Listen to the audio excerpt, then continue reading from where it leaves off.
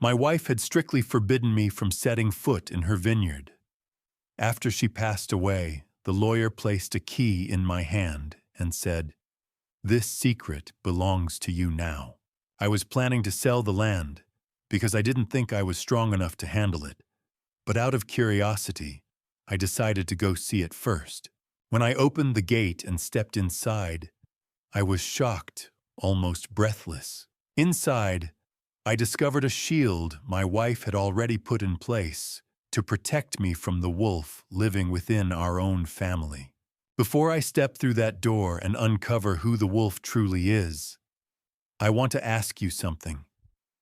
Where are you watching this story from? Comment your city or country below. Subscribe to follow this journey. This is a fictional story dramatized to create meaningful and valuable reflections. I, Thane Garrison, a 59-year-old retired bridge inspector, sat in the sterile silence of the lawyer's office, my calloused hands gripping the edge of the mahogany desk as I stared at the key that would change everything. The air in the room was heavy, thick with the smell of toner and the clinical dust of old files. Across from me sat Gregory Wilson, a man whose skin looked like parchment and who had been our family attorney since Brooke was in diapers, adjusting his spectacles with a tremble that wasn't there a year ago. It had been 3 months since the funeral, 3 months since the light of my life. Rebecca was extinguished in a pileup on Highway 101. I expected today to be a somber exercise in closing bank accounts and signing off on the small Portland bungalow we had shared for 33 years. I did not expect the weight of a secret. Gregory cleared his throat, the sound rasping in the quiet office. "There is one final item, Mr. Garrison," he said, his voice barely above a whisper. "Something your wife insisted be kept in a separate trust until this specific date." I frowned, my defensive instincts as an engineer kicking in. Rebecca didn't have separate accounts. "Gregory," I replied, my voice reflecting a growing reflective anger. "We were transparent about everything. In our marriage, we didn't just share a bed. We shared every blueprint, every debt, and every dream. Or so I had believed. 33 years. You think you know the person sleeping 3 inches away from you until a lawyer hands you a key to a life you never shared." Gregory didn't argue. He simply slid a heavy manila folder across the polished mahogany. The weight of it was substantial, a physical manifestation of a truth I wasn't prepared to hold. I opened it, my heart hammering against my ribs like a trapped bird. Inside was a deed, but not for anything in Oregon. It was for Heritage Hills, a 45-acre vineyard in Napa Valley, California. The purchase price listed was $5 million paid in full 5 years ago, using her family inheritance. I stared at the signature, the elegant script I had seen on 1,000 grocery lists and birthday cards. She had been leading a massive financial and physical second life in California while still making dinner for me every night at 6. How do you archive a secret that spans state lines and millions of dollars while still making dinner every night at 6? I looked up at Gregory, my vision blurring. "She bought this 5 years ago, in secret?" I asked. Gregory reached out, placing a withered hand near the folder. "She wasn't hiding it from you, Thane," he said softly. "She was building it for you. She knew you were retiring soon from the bridge inspections, and she wanted you to have something that wouldn't rust or crack." But as I read further, the twist tightened its grip. This wasn't just a plot of dirt or a retirement hobby. The deed represented a transfer of a multi-million-dollar business that was already operational, staffed, and currently waiting for my command. The woman I buried 3 months ago had built an empire in the shadows of our quiet life. As my thumb traced the cool brass of the antique key, I realized the woman I buried 3 months ago was a stranger I was only just beginning to meet. The hum of the jet engine vibrated through the armrest, a constant low-frequency roar that matched the churning in my gut as Portland vanished beneath a thick blanket of gray clouds. I was strapped into seat 4A, the antique brass key, still a heavy cold weight in my pocket, pressing against my thigh, as if to remind me that the world I knew had ended long before the funeral. I pulled the heavy manila folder from my carry-on, the edges already slightly frayed from my frantic handling over the last 12 hours. As I unfolded the deed to Heritage Hills, a small, yellowed, handwritten sticky note fluttered from the fine print of the legal jargon. It was in her handwriting, those precise, elegant loops I knew better than my own name. It read, "Don't trust the soil until you've tasted the cellar." My wife, Rebecca Garrison, had always been a woman of quiet mysteries. Her 33 years by my side spent as a dedicated rare books archivist who, it seemed, had archived one final secret for me. I stared out the window at the endless expanse of white mist, feeling a sharp, biting sense of self-reproach. For 5 years she had taken these quarterly trips to California. Just another trip to the Berkeley archives, Thane, she'd said every single time with that soft, reassuring smile. I was a fool to believe it was just paper and ink. I had been so preoccupied with inspecting the structural integrity of the interstate bridges, so focused on the tiny fractures in steel and concrete, that I had missed the tectonic shift happening in my own marriage. Marriage is supposed to be a shared map, but Rebecca had been redrawing the borders in invisible ink, while I was busy inspecting bridges for cracks. We had sat at the same table, shared the same bed, and yet she was managing a $5 million empire, while I was worrying about the cost of a new water heater. The betrayal felt less like a blow, and more like a slow, freezing tide rising around my ankles. My mind drifted back, pulled by the scent of jet fuel and the cabin's recycled air, to a rainy Tuesday night in October 5 years ago. Rebecca had come home later than usual, her eyes unusually intense, bright, with a mixture of terror and hope that I hadn't understood then. She had gripped my hands, her fingers trembling. "Promise me, Thane," she had whispered, her voice cracking with a weight I couldn't identify. "Never go to Heritage Hills. Not yet. Promise me on our 33 years that you won't go looking for the legacy before I finish the archive." I had laughed it off, kissing her forehead. "I promise, Beck," I'd said. "But what are you so afraid of?" She hadn't answered, only clung to me as if the house were about to be swept away. "Have you ever looked at a photo of someone you loved for decades and realized the person in the frame was wearing a mask you helped them forge?" As the plane began its long, tilting descent toward the San Francisco tarmac, the final part of her warning echoed in my skull like a siren. She wasn't just afraid of me seeing the vineyard. She was afraid of someone else finding out it existed. The landing gear locked into place with a mechanical thud, but the real impact was the memory of the look in Rebecca's eyes, the look of a woman who was building a fortress, not just a vineyard. The tires of my rental car transitioned from smooth asphalt to the rhythmic, bone-deep crunch of expensive Riverstone gravel as the iron gates of Heritage Hills groaned open for the first time in my life. I had spent the last hour driving through the winding, sun-drenched corridors of Napa Valley, my hands slick against the steering wheel as the GPS guided me toward coordinates I still didn't believe were mine. The apprehensive chill that had settled in my bones during the descent into San Francisco hadn't thawed. If anything, it had crystallized. Rebecca had spent years building a fortress here, and as the gates swung shut behind me, I felt less like an owner and more like an intruder. I drove past rows of pristine Cabernet vines, their leaves shimmering with a vibrant emerald intensity under the golden hour light. This wasn't the small, charming hobby farm I had managed to picture during the flight. I saw state-of-the-art irrigation lines and high-end security cameras nestled among the Victorian eaves of the distant buildings. My wife wasn't just archiving books during those trips to California.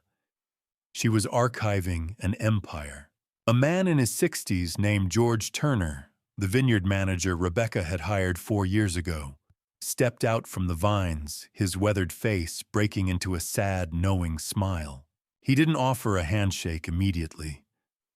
Instead, he stood by the driveway studying me with a protective, almost judgmental intensity that made me want to check my own blueprints. For a fleeting dark second on the drive up, I had wondered if I'd find another man's ghost here. But George's eyes held only the reflection of a man who had lost a boss he respected. He told me right then that he'd been living on the property for 4 years and had never seen Rebecca with anyone but the soil and the books. Silence. In Napa, silence doesn't mean nothing is happening. It means the money is working quietly underground. It was a terrifying realization. My calm, wise Rebecca had been playing a game on a board I couldn't even see.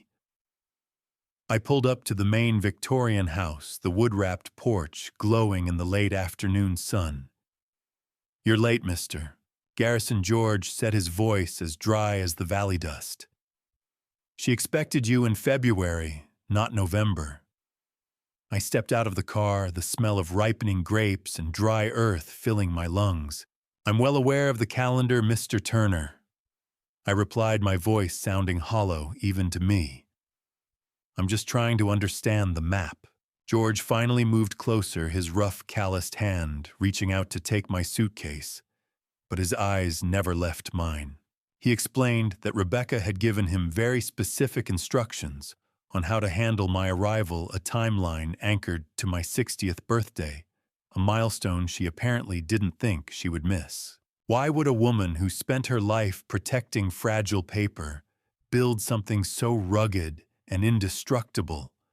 As we walked toward the heavy oak door of the manor house, the sense of awe was eclipsed by a mounting dread. George handed me a set of brass keys that matched the one in my pocket, but he didn't lead me toward the kitchen or the bedrooms. He gestured toward the heavy oak door leading to the cellar, his voice dropping to a gravelly whisper. "The vines are the distraction, Thane. The truth is what's waiting for you downstairs." The descent felt like sinking into a cold, dark lake, the air turning sharp and metallic as the heavy oak door groaned against its hinges to reveal a state-of-the-art concrete vault. I followed George Turner down a flight of pristine industrial stairs, the heat of the Napa afternoon vanishing with every step. I expected the damp, earthy scent of a standard root cellar, perhaps some dusty racks and a few cobwebs. Instead, the air was precisely 55 degrees filtered and dry-smelling faintly of aged cork and the clean mineral tang of damp concrete. George paused at a secondary door, a reinforced steel hatch that looked more like the entrance to an air raid-style bunker than a wine storage room. He punched a code into a sleek keypad, and the seal broke with a hiss of pressurized air. "Rebecca called this the foundation," George said, as the lights hummed to life. "She used to say the house was just the lid on the box." As I stepped inside, the scale of the secret nearly knocked the breath from my lungs. This was no basement. It was a professional-grade wine archive powered by its own dedicated grid. Rows of floor-to-ceiling mahogany racks stretched into the soft amber glow of non-UV LED lighting. I stood there, a retired bridge inspector who prided himself on understanding how things were built, and realized I didn't know the woman I had been married to for 33 years at all. "I didn't even know she liked wine this much, George," I admitted, my voice echoing off the reinforced walls. "We usually shared a cheap Merlot on Fridays while watching the news." George didn't answer right away. his gaze lingering on the hundreds of bottles, each one a silent sentinel in the dark. The hum of the cooling system sounded like the heartbeat of a sleeping giant, a rhythmic mechanical pulse that reinforced the terrifying precision Rebecca had applied to this life. How many secrets can a single basement hold before the weight of them brings the whole house down? I moved deeper into the vault, my fingers brushing against the cold glass of the bottles. George walked beside me, pointing out pre-Prohibition American vintages and rare French exports that I only recognized from luxury magazines. He stopped at a rack near the center, his hand hovering over a specific section.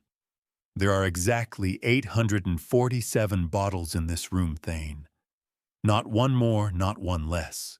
The number struck me like a physical blow. 847. Why does that number feel like a punch to the gut? I asked, my mind racing through dates, addresses, and bridge serial numbers. It was a record, George replied, his voice dropping an octave. Pure liquid history. Chilled to exactly 55 degrees. I touched a bottle from 1966, the year I was born, and felt a jolt of electricity. I realized the market value of just this single rack likely exceeded my entire state pension. But the number 847 wasn't about money. As George reached into a recessed shelf and pulled out a heavy leather-bound book, the math finally clicked in my mind.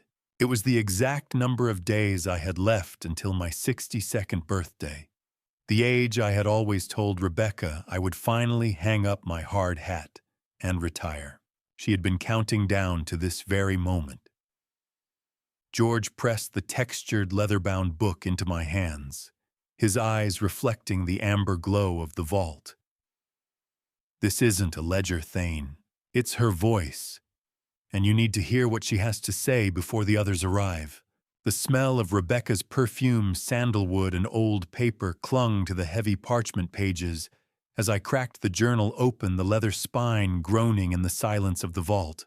I stood under the flickering amber light, my hands trembling slightly as I traced the elegant loops of her handwriting. Thane, if you're reading this, then the silence has finally arrived. The first line read, "This vineyard is the physical form of the words I could never quite find. Every bottle is my gift to you, a museum of the life we built, curated for the man who spent his life making sure everyone else's bridges were safe." I felt a sharp, icy pang in my chest as the truth began to bleed through the ink. She hadn't just been hiding a property. She had been hiding her own mortality. As I turned the pages, I discovered that Rebecca had known about her terminal heart condition 3 years before the accident on Highway 101. She had deliberately chosen to withhold the diagnosis, shielding me from the clinical despair of waiting rooms so that our final years together could remain normal. While I was out inspecting rusted trusses and concrete pilings, she was frantically pouring her family inheritance into this hillside, building a legacy that would stand long after her heart stopped beating. The journal wasn't just a record of wine. It was a blueprint for a life she wanted to lead me into, a life where I was finally allowed to be soft. I had spent my career inspecting steel and concrete for invisible stress fractures. Yet I had missed the crumbling foundation of my own wife's health right in front of me. I felt a wave of anger at my own blindness, quickly followed by a crushing sense of tragic irony.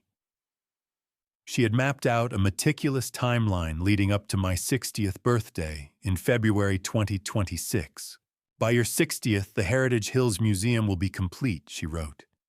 "You will finally lay down the blueprints and pick up a glass." There were mentions of hidden video files and detailed travel itineraries, all designed to guide me through a retirement I had always denied myself. "I was supposed to show you this in February," the ink seemed to whisper. "I was supposed to be standing right here." Have you ever felt a love so heavy it felt like a debt? Standing there, I realized Rebecca hadn't just left me a vineyard. She'd left me a responsibility to be happy, and the weight of it was staggering. The coldness of the cellar air began to seep through my clothes, making the grief feel tactile. But as I reached the end of the introductory section, the tone of her writing shifted from sentimental to survivalist. I found a hand-drawn map of the cellar with several void spaces marked in heavy charcoal. These were the crown jewels of the collection. Yet when I looked at the racks, those specific slots were empty. The final sentence of the letter was underlined in a stark, aggressive red. "The wolves will smell the vintage before you even pull the cork, Thane. Be ready." The words chilled me more than the 55-degree air ever could. I looked around the silent, fortified vault, seeing the security cameras and the reinforced steel door in a new light. This wasn't just a museum or a retirement gift. It was a target, and Rebecca had known the predators were already circling the perimeter. The sound of George's heavy boots on the concrete stairs echoed like a countdown, breaking the spectral silence of the vault and pulling me back from Rebecca's written ghost. I closed the leather-bound journal, the red underlined warning about wolves still seared into my vision. George reached the bottom step, his face illuminated by the amber LEDs of the archive. He didn't look at the bottles. He looked at me, his eyes searching for how much of the truth I had managed to digest. "We need to move, Thane," he said, but I remained rooted, my hand resting on the groaning leather of the book. "Before we go anywhere, I need to know about the road to Highway 101. I said, my voice reflecting a calm but jagged edge. George sighed, leaning against a reinforced mahogany rack. He told me that Rebecca hadn't just crashed that July afternoon. She had been at the vineyard finalizing the museum floor plans and was rushing back to Portland to be home before I finished my shift. But she wasn't just in a hurry. George revealed that she had made a frantic, unscheduled stop at a private investigator's office in San Francisco that morning. She didn't just crash Thane. She was driving like the devil himself was on her bumper, checking her mirrors at every stoplight as if she were being hunted. My stomach turned. Who would want to follow an archivist, George? It doesn't make sense. How do you reconcile the woman who kissed you goodbye with a woman who was looking over her shoulder at every stoplight? I wondered if the accident was really an accident at all, or if the stress of being pursued had finally snapped the steel of her focus. George led me out of the vault and up to the estate study, a room that smelled of old leather and fading golden light. He moved a heavy Persian rug to reveal a hidden floor safe. After a quick code, he produced a thick, weathered manila folder labeled Protection. I took it, the weight of the paper feeling heavier than the antique key in my pocket. Inside was more than just the deeds and insurance papers for a $35 million collection. It was a dossier. There were photographs, bank statements, and a detailed log of Brooke's husband, Vance Madden. A fortress isn't built to keep the world out. It's built to keep the most precious things in. The folder documented Vance's escalating gambling debts and his predatory interest in the garrison assets. She knew the wolves were in the house, Thane George whispered, as I flipped through the evidence of my son-in-law's betrayal. She just didn't want to believe one of them was married to her daughter. My anger began to simmer, a slow heat rising from my chest to my throat. She kept this for 3 years. She was building a case while she was building a vineyard. At the very back of the folder, I found a document that made my heart stop. It was a signed, predated restraining order against Vance that Rebecca had never had the heart to file before her death. She was trying to protect Brooke, even if it meant letting the predator stay within the perimeter. George's phone let out a sharp, piercing chime, a perimeter alert from the main gate. He pulled the device from his pocket, his weathered face hardening into a mask of cold resolve. He looked at the screen and then back at me. "The wolves are earlier than I expected, Thane. I watched through the antique glass as a sleek black SUV kicked up a plume of dust against the Napa sunset, its engine purring with a predatory confidence that made my skin crawl. The cooling air of the evening had begun to settle over the vines. But inside the Victorian house, the atmosphere was thick with the weight of the protection folder I had only just tucked away. George Turner's warning about the wolves echoed in my mind as the vehicle slowed to a halt at the iron gates. I stepped out onto the porch, my boots hollow against the wood as the passenger doors swung open. My daughter, Brooke Garrison Madden, a 35-year-old freelance designer, walked toward me with dark circles under her eyes that spoke of more than just grief. She looked physically drained, offering a frail hug that felt less like a greeting and more like a plea for stability in a world that was clearly spinning out of her control. "Dad, you look older than the last time I saw you," she whispered, pulling back to look at the house. "This place is massive." Before I could respond, Vance Madden Brooks' 36-year-old husband and a real estate agent who always smelled of expensive cologne and desperation scanned the vineyard with the eyes of a wolf measuring a flock. "Heritage Hills, Thane."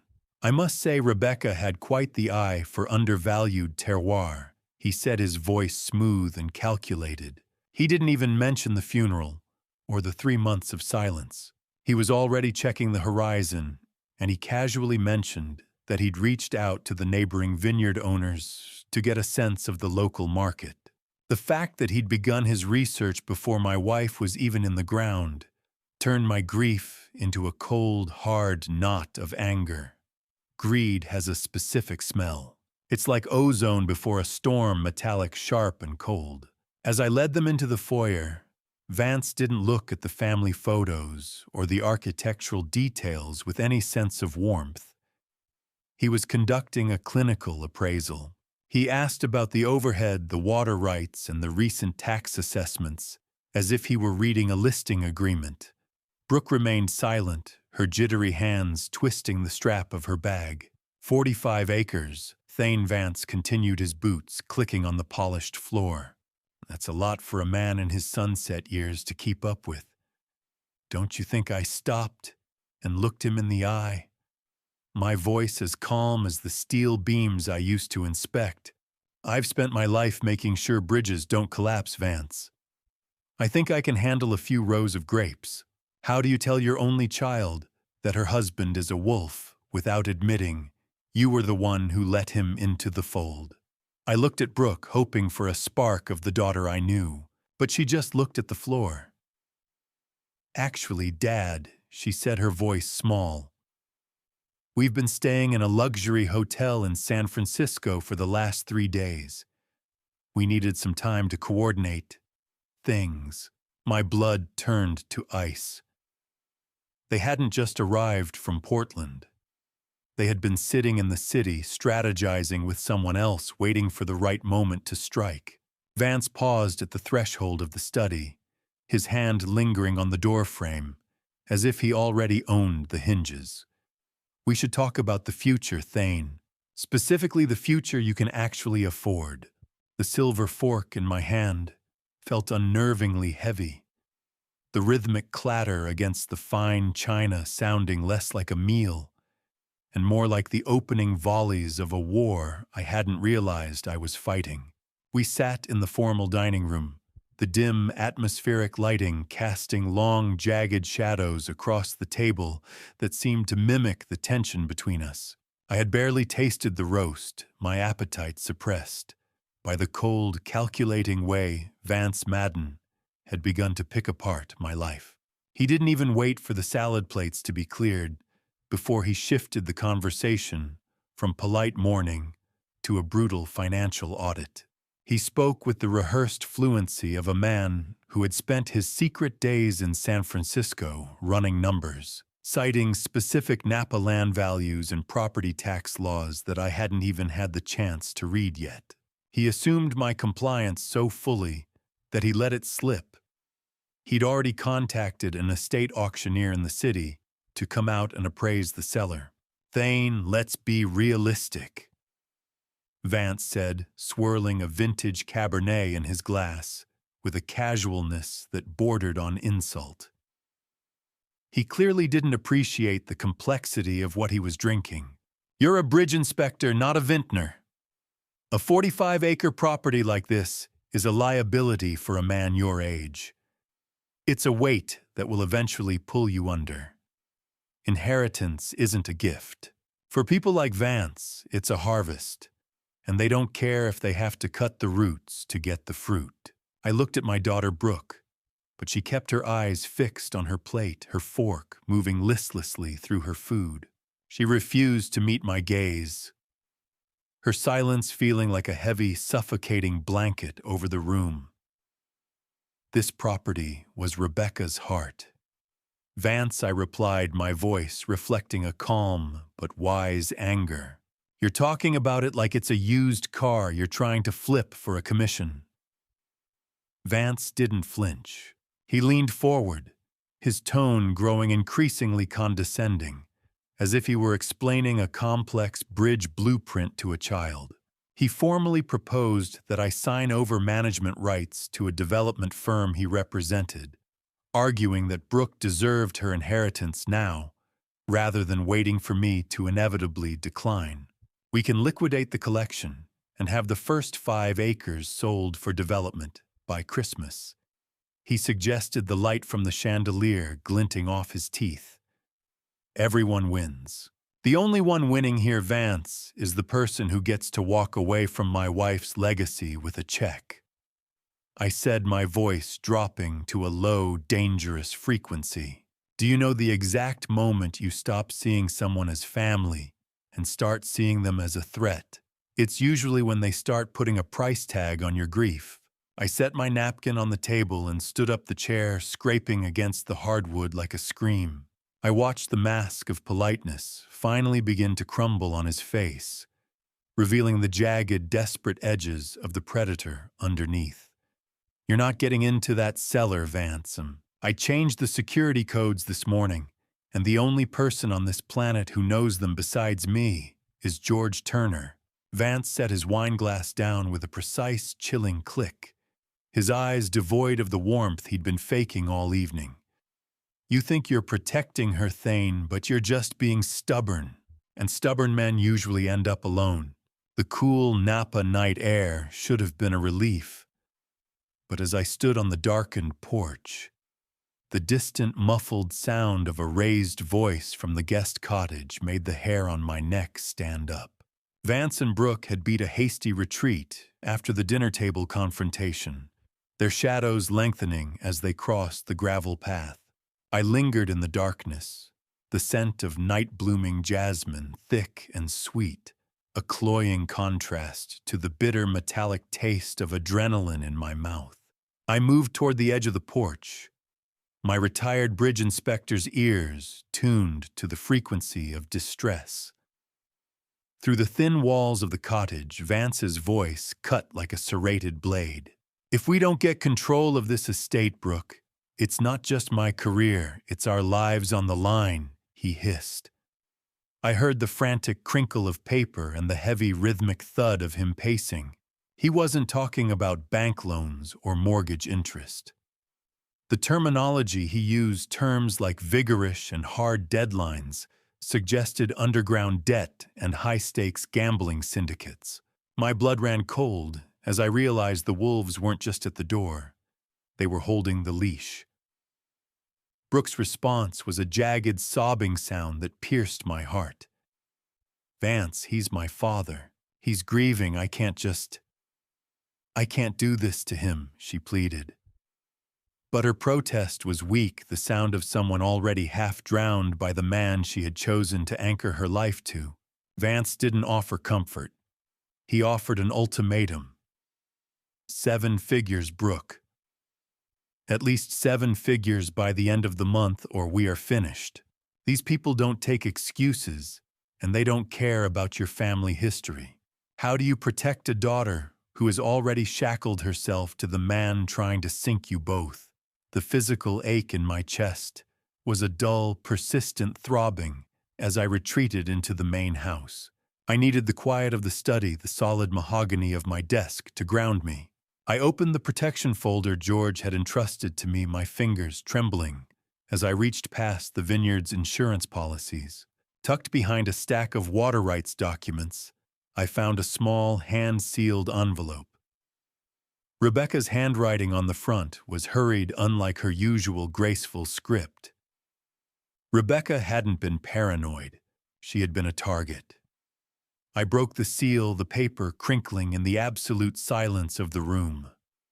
Thane watched the ledger she had written only weeks before her death. Vance isn't looking for a family. He's looking for a lifeline.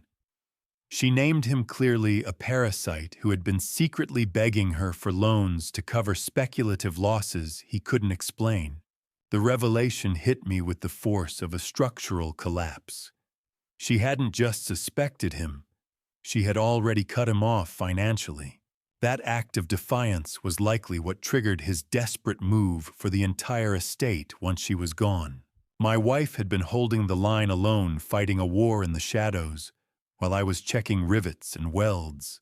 I gripped the edge of the mahogany desk until my knuckles turned white, the wood cold and unyielding beneath my palms. I looked out at the dark silhouette of the vines, realizing that Vance's plan B wasn't just a suggestion. It was an ultimatum that was already in motion. The silence of the house was no longer a sanctuary. It was a countdown. The dawn light was a sickly, pale yellow through the study windows, casting long, accusing shadows across the mahogany desk as the door creaked open to reveal Brooke standing there, a silver tray of coffee in her hands and a lie already forming on her lips. The morning sun hitting the vineyard outside offered a deceptive warmth that did nothing to thaw the ice in my veins from the night before. I had spent the dark hours memorizing Rebecca's warnings, my knuckles still aching from where I had gripped the desk in the cold realization of Vance's desperation. Brooke stepped into the room, the smell of overbrewed coffee preceding her, sharp and acidic. She set the tray down with a soft rattle, and as she reached for a mug, the light caught the glint of a new, expensive diamond tennis bracelet on her wrist. It was a staggering piece of jewelry, a bright bribe, or a reckless trophy bought with money Vance surely didn't have. "Dad, you've been up all night staring at that journal again," she said, her voice dripping with a synthetic sweetness. "Don't you think this obsession is getting a bit unhealthy? You're misplacing your keys, and George said you seemed confused about our dinner conversation last night." I stared at her, my mind perfectly clear, realizing with a wise, growing anger that the gaslighting had officially begun. "It's not an obsession, Brooke," I replied, my voice calm and steady. "It's an archive. Your mother spent 5 years building this for us, and I have no intention of forgetting a single word she wrote. A daughter's voice is supposed to be a familiar melody, but Brooke's had become a jagged blade sharpened by a man who saw my heart as an obstacle to his bank account." She paced the room, her agitation visible in the way her fingers twisted the stem of the creamer. "Vance is right."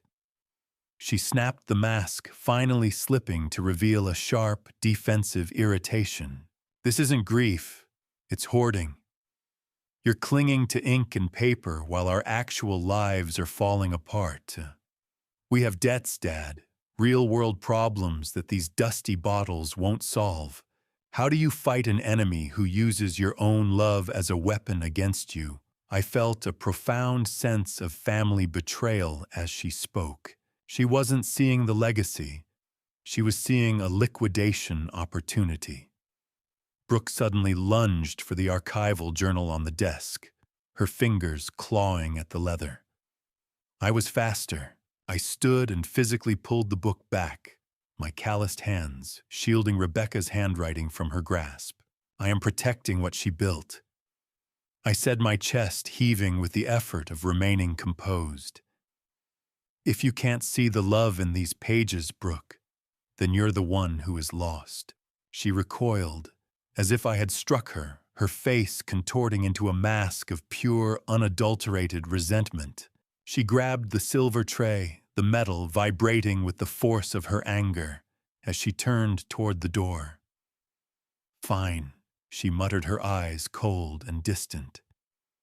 "Have it your way for now, but I've already invited someone who can actually help to look at the collection this afternoon.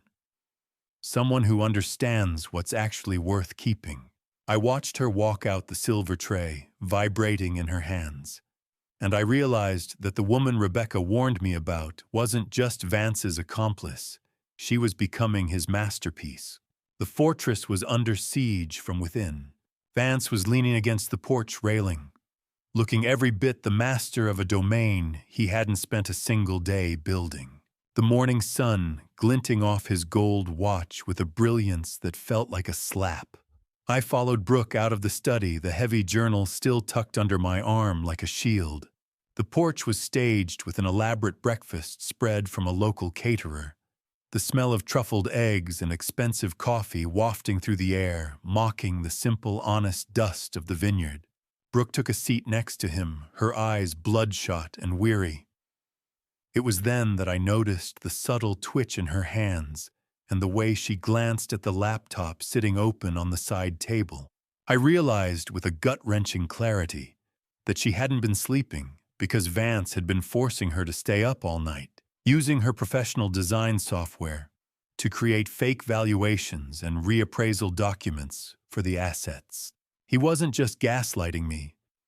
He was working her to the bone to manufacture the evidence of my decline. "Thane, you're nearly 60, Vance said, his voice smooth and rehearsed, as he gestured toward the miles of trellis stretching into the valley. "Why spend your final act wrestling with soil and fermentation when you could be relaxing in a managed community?" He spoke with a clinical precision, listing the tonnage of fruit and the physical demands of harvest, as if he were reading a death warrant. He weaponized my age, portraying me as an anchor dragging down Brooke's rightful inheritance. I took a slow breath, trying to channel the calm resolve I used when inspecting a bridge's foundation. 60. To a predator like Vance, 60 wasn't an age. It was an expiration date. I looked him square in the eye. "I'm not an anchor, Vance. I'm the owner, and I'm not going anywhere. I am the only one who knows the stress points of this legacy." Vance let out a sharp, condescending laugh. He reached into Brooke's bag and pulled out a handful of loose wine labels, the rare hand-archived scraps Rebecca had saved for the museum. He referred to them as overpriced bits of paper and literal trash, dropping them onto the porch floor where the morning wind began to scatter them like dead leaves. "Look at this Thane," he mocked. "You're letting a dead woman's hobby dictate your daughter's net worth. It's pathetic." "Those aren't scraps." I growled, the anger finally bubbling over. "Those are stories. Those are her life. How do you explain the value of a legacy to a man who only sees the price of the scrap metal it's built on?" He simply smiled, a cold, shark-like expression that didn't reach his eyes. He checked his gold watch and stood up. "We have an appointment at Metobrook later this afternoon for a tour," he mentioned casually, as if he were talking about a lunch reservation. "It's a top-tier facility, Thane. They specialize in cases like yours, people who can't let go of the past." The threat was no longer theoretical. It was an appointment on a calendar. He grabbed his car keys and signaled to Brooke, who stood up like a marionette with clipped strings. I stood alone as they drove off, the dust from their SUV settling on my boots. I knelt down to gather the discarded wine labels, clutching a crumpled 1945 Bordeaux in my palm. I realized that my age wasn't just their weapon. It was the ticking clock they intended to use to bury me alive.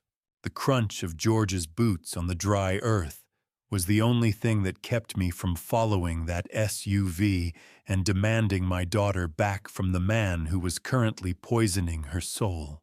I stood on the porch, my knuckles still white from clutching that crumpled Bordeaux label, the physical evidence of Vance's disdain for everything Rebecca had built.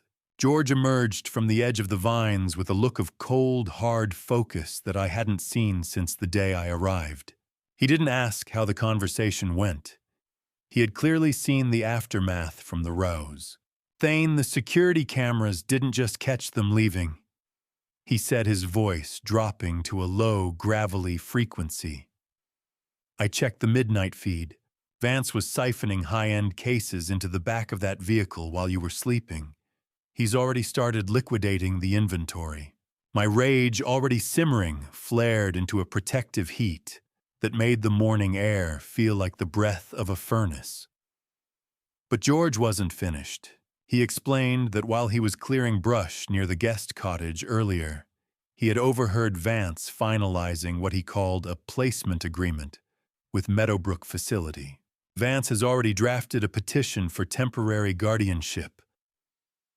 George whispered, his eyes scanning the horizon for the return of the black SUV.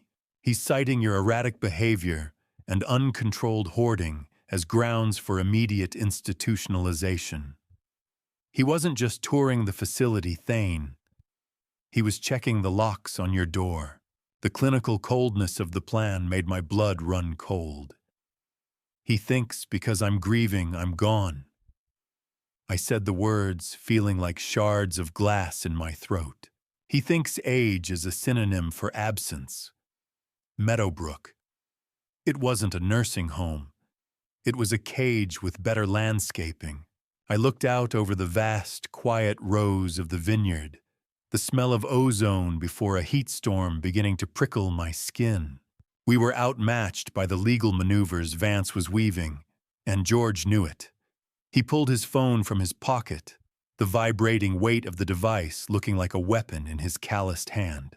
"We're calling Nathan Hughes," George insisted. He's the only one who can move faster than a probate judge with a grudge.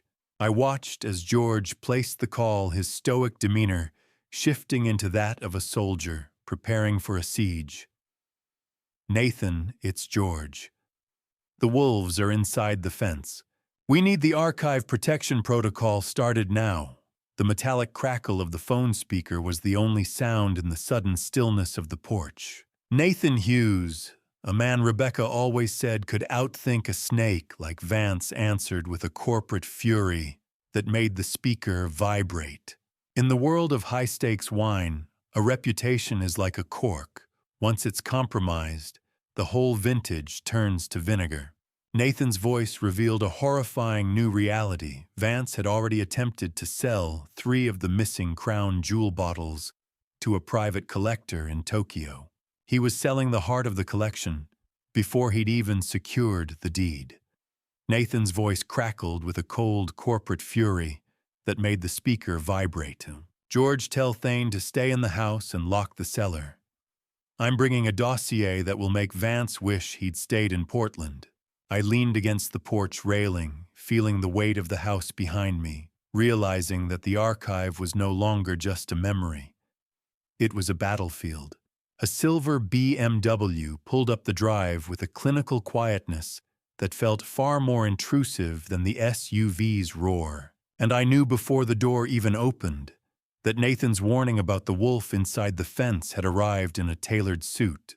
I stood by the study window, my hands steady, but my heart hammering a rhythmic warning against my ribs. Vance was already at the car door, his posture shifting into something obsequious and rehearsed. He ushered the driver toward the house with a proprietary wave that claimed every inch of the gravel beneath their feet. When they entered the living room, the scent of expensive leather and a sharp antiseptic cologne preceded them, cutting through the natural aroma of oak and dry earth that defined the house. Dr. Martin Shaw, a man whose smile was as sharp and sterile as a scalpel, sat opposite me with a leather portfolio that looked more like a weapon than a medical file.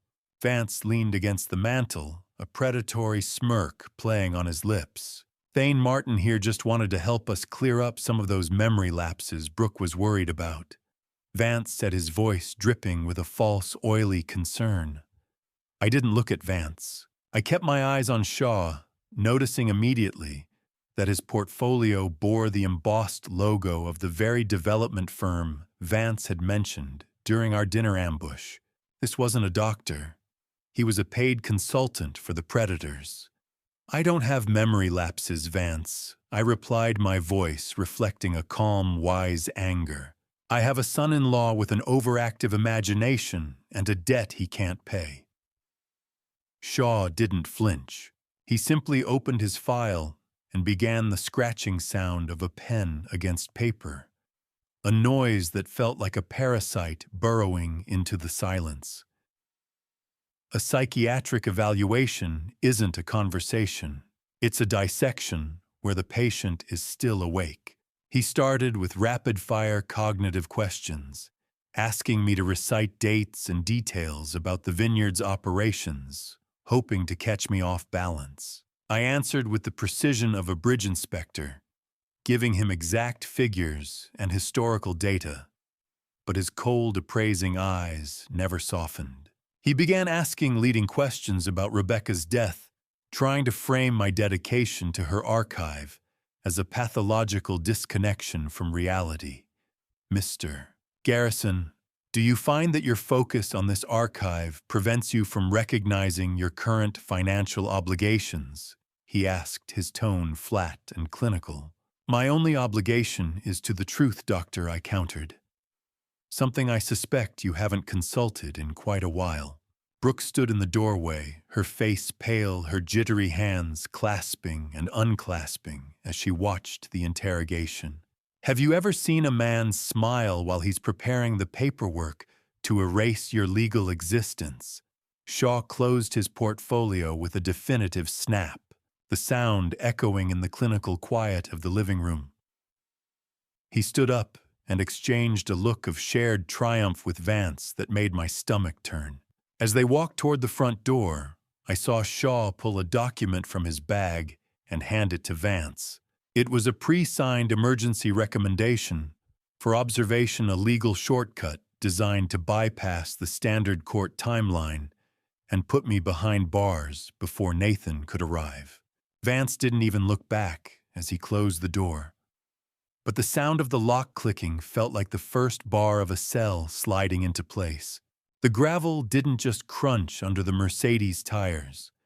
It sounded like heavy artillery, signaling that the defensive perimeter I'd been trying to hold alone was finally getting the reinforcements Rebecca had secretly arranged years ago.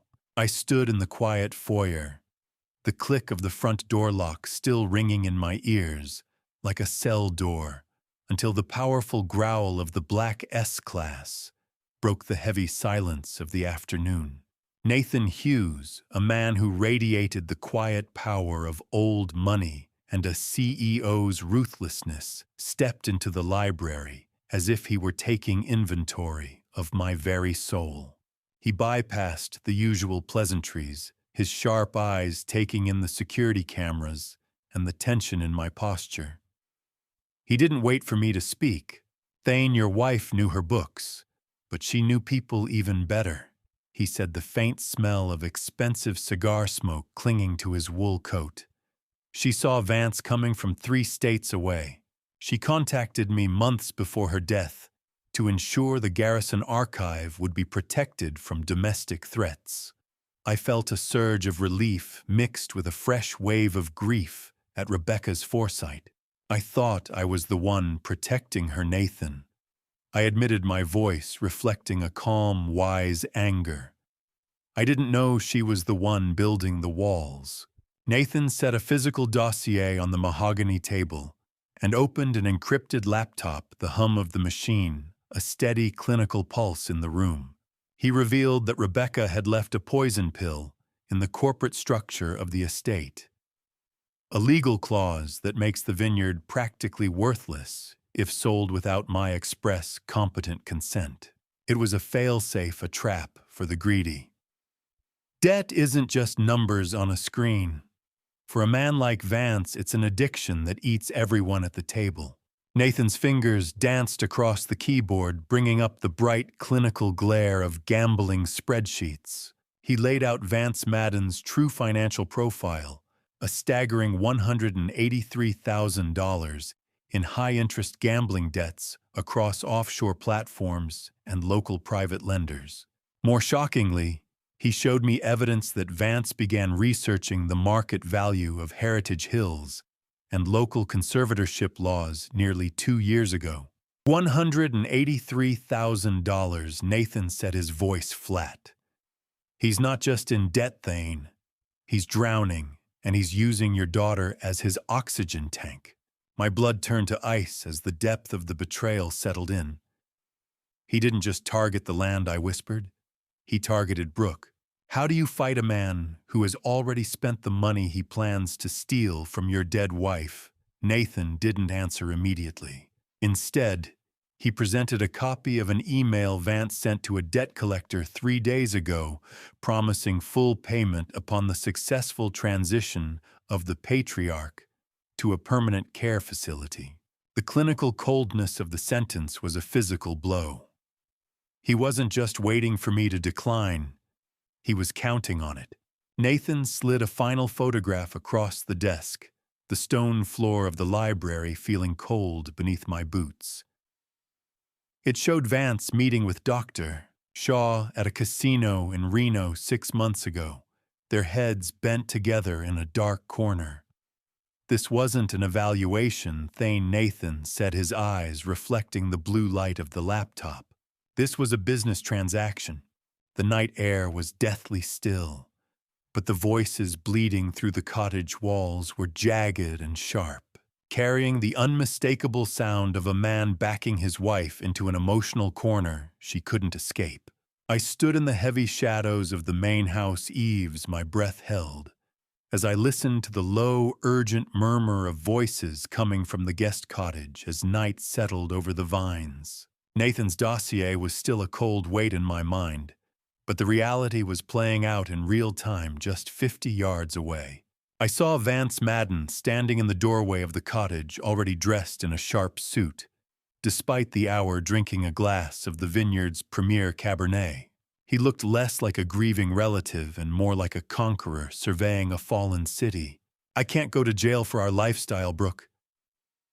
His voice drifted out cold and devoid of anything resembling love. Sign the damn papers, or you're on your own when the sharks come knocking. There was a pause, then the sound of my daughter's broken weeping, a jagged noise that tore through the bitter smell of the morning fog. He's my father, Vance, she sobbed. God help me, I'm signing his life away. I closed my eyes, the cold weight of the brass door handle against my palm feeling like a useless anchor. A signature. That's all it takes to turn a daughter into an executioner. I watched her silhouette move against the cottage curtains, the sound of a pen scratching a signature onto a document I knew would be my legal death warrant.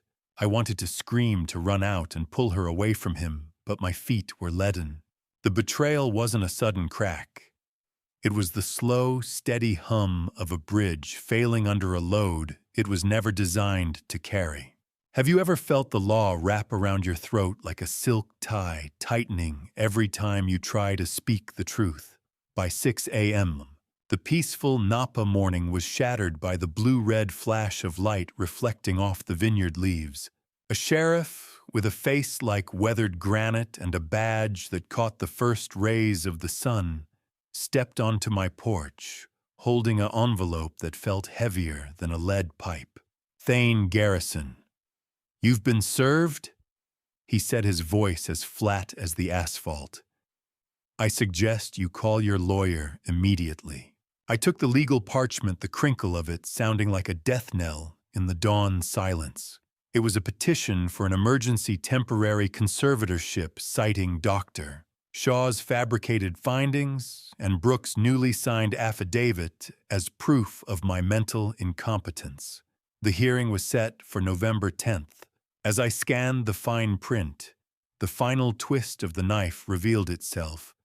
The summons included an immediate freeze on all estate assets. Vance had ensured I couldn't even use the vineyard's funds to pay for the high-priced legal defense I now desperately needed. I looked up from the legal parchment to see Brooke watching from the cottage window, her face a mask of shame. But it was the sight of Vance raising his wine glass in a silent toast that told me the siege had officially begun. The paper in my hand felt like a live wire, the legal jargon humming with a destructive energy that threatened to ground my life before I'd even finished Rebecca's first bottle. I stood on the porch, my fingers trembling, as I frantically dialed Gregory Wilson's number. The sheriff's cruiser pulled away its tail lights, bleeding into the thick Napa morning fog, leaving me standing in the wreckage of a calculated betrayal. Gregory picked up on the third ring, his voice already sharpening into a professional blade. I retreated to the library where Nathan and Gregory were already pulling up legal precedents on a laptop, the hum of the cooling fan sounding like a death rattle in the quiet room. Gregory explained that the temporary conservatorship served to me was a blunt instrument designed for medical emergencies, and Vance had weaponized it by freezing my access to every liquid asset in the vineyard's name. He pointed to a specific paragraph in the summons. This limited power of attorney Brooke signed actually includes a mutual consent clause. Gregory said, his face shadowed in the blue-gray light of the rainy morning. It means she has unknowingly given Vance the power to overrule her own decisions regarding your care. If she tries to change her mind, he can legally block her. The realization was a physical weight. Vance was trying to starve us out, ensuring I couldn't afford a high-tier defense and would be forced to rely on state-appointed counsel who wouldn't have the time to look for the cracks in his story. Thane, they aren't just questioning your memory. They're trying to evict you from your own mind. Nathan said, his eyes fixed on the dossier.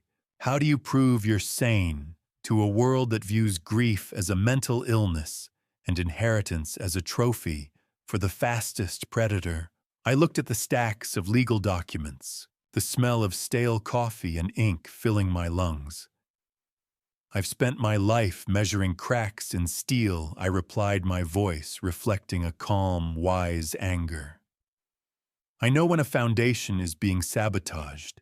Gregory warned that the hearing on November 10th would center entirely on Dr. Shaw's report.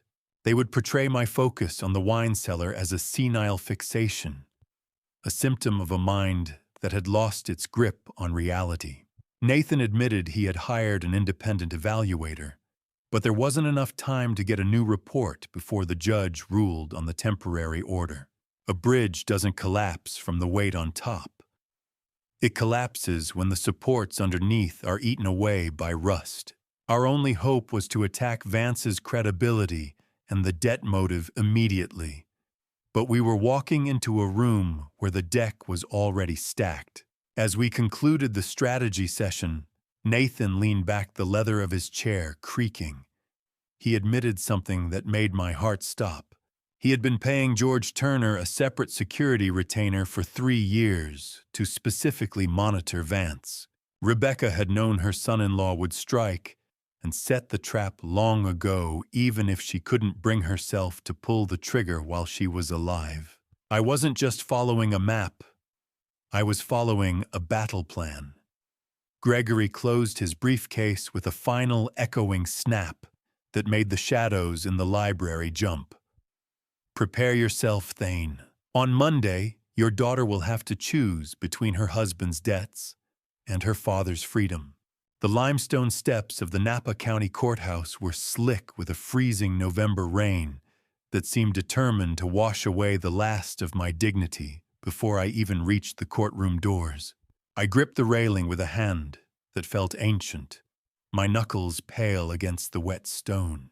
Inside courtroom 4B, the air was a suffocating mix of wet wool and floor wax, thick enough to choke the breath out of a man who had spent his life in the open air of bridge spans. I took my seat at the defendant's table, the wood of the chair hard and cold against my spine.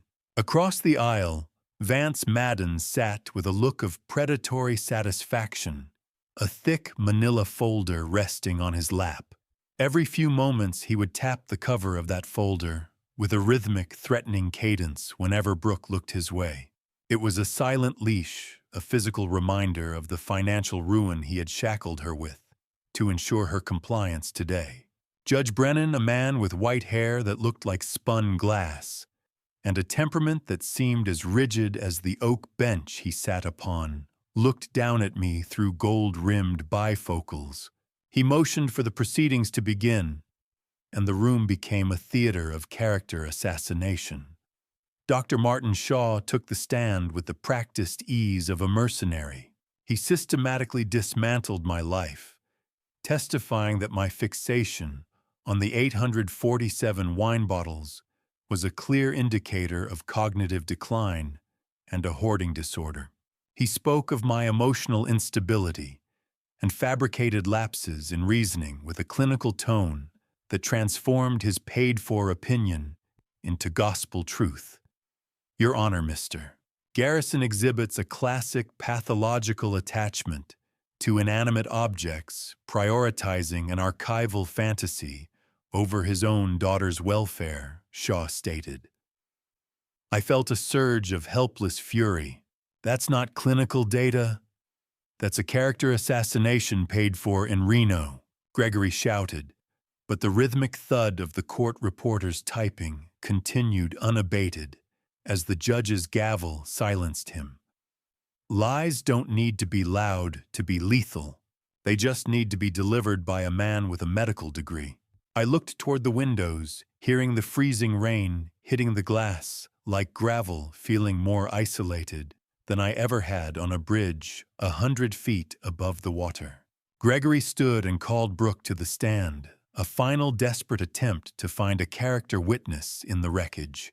The room went still as she approached, her eyes red-rimmed and darting toward Vance before settling on the floor.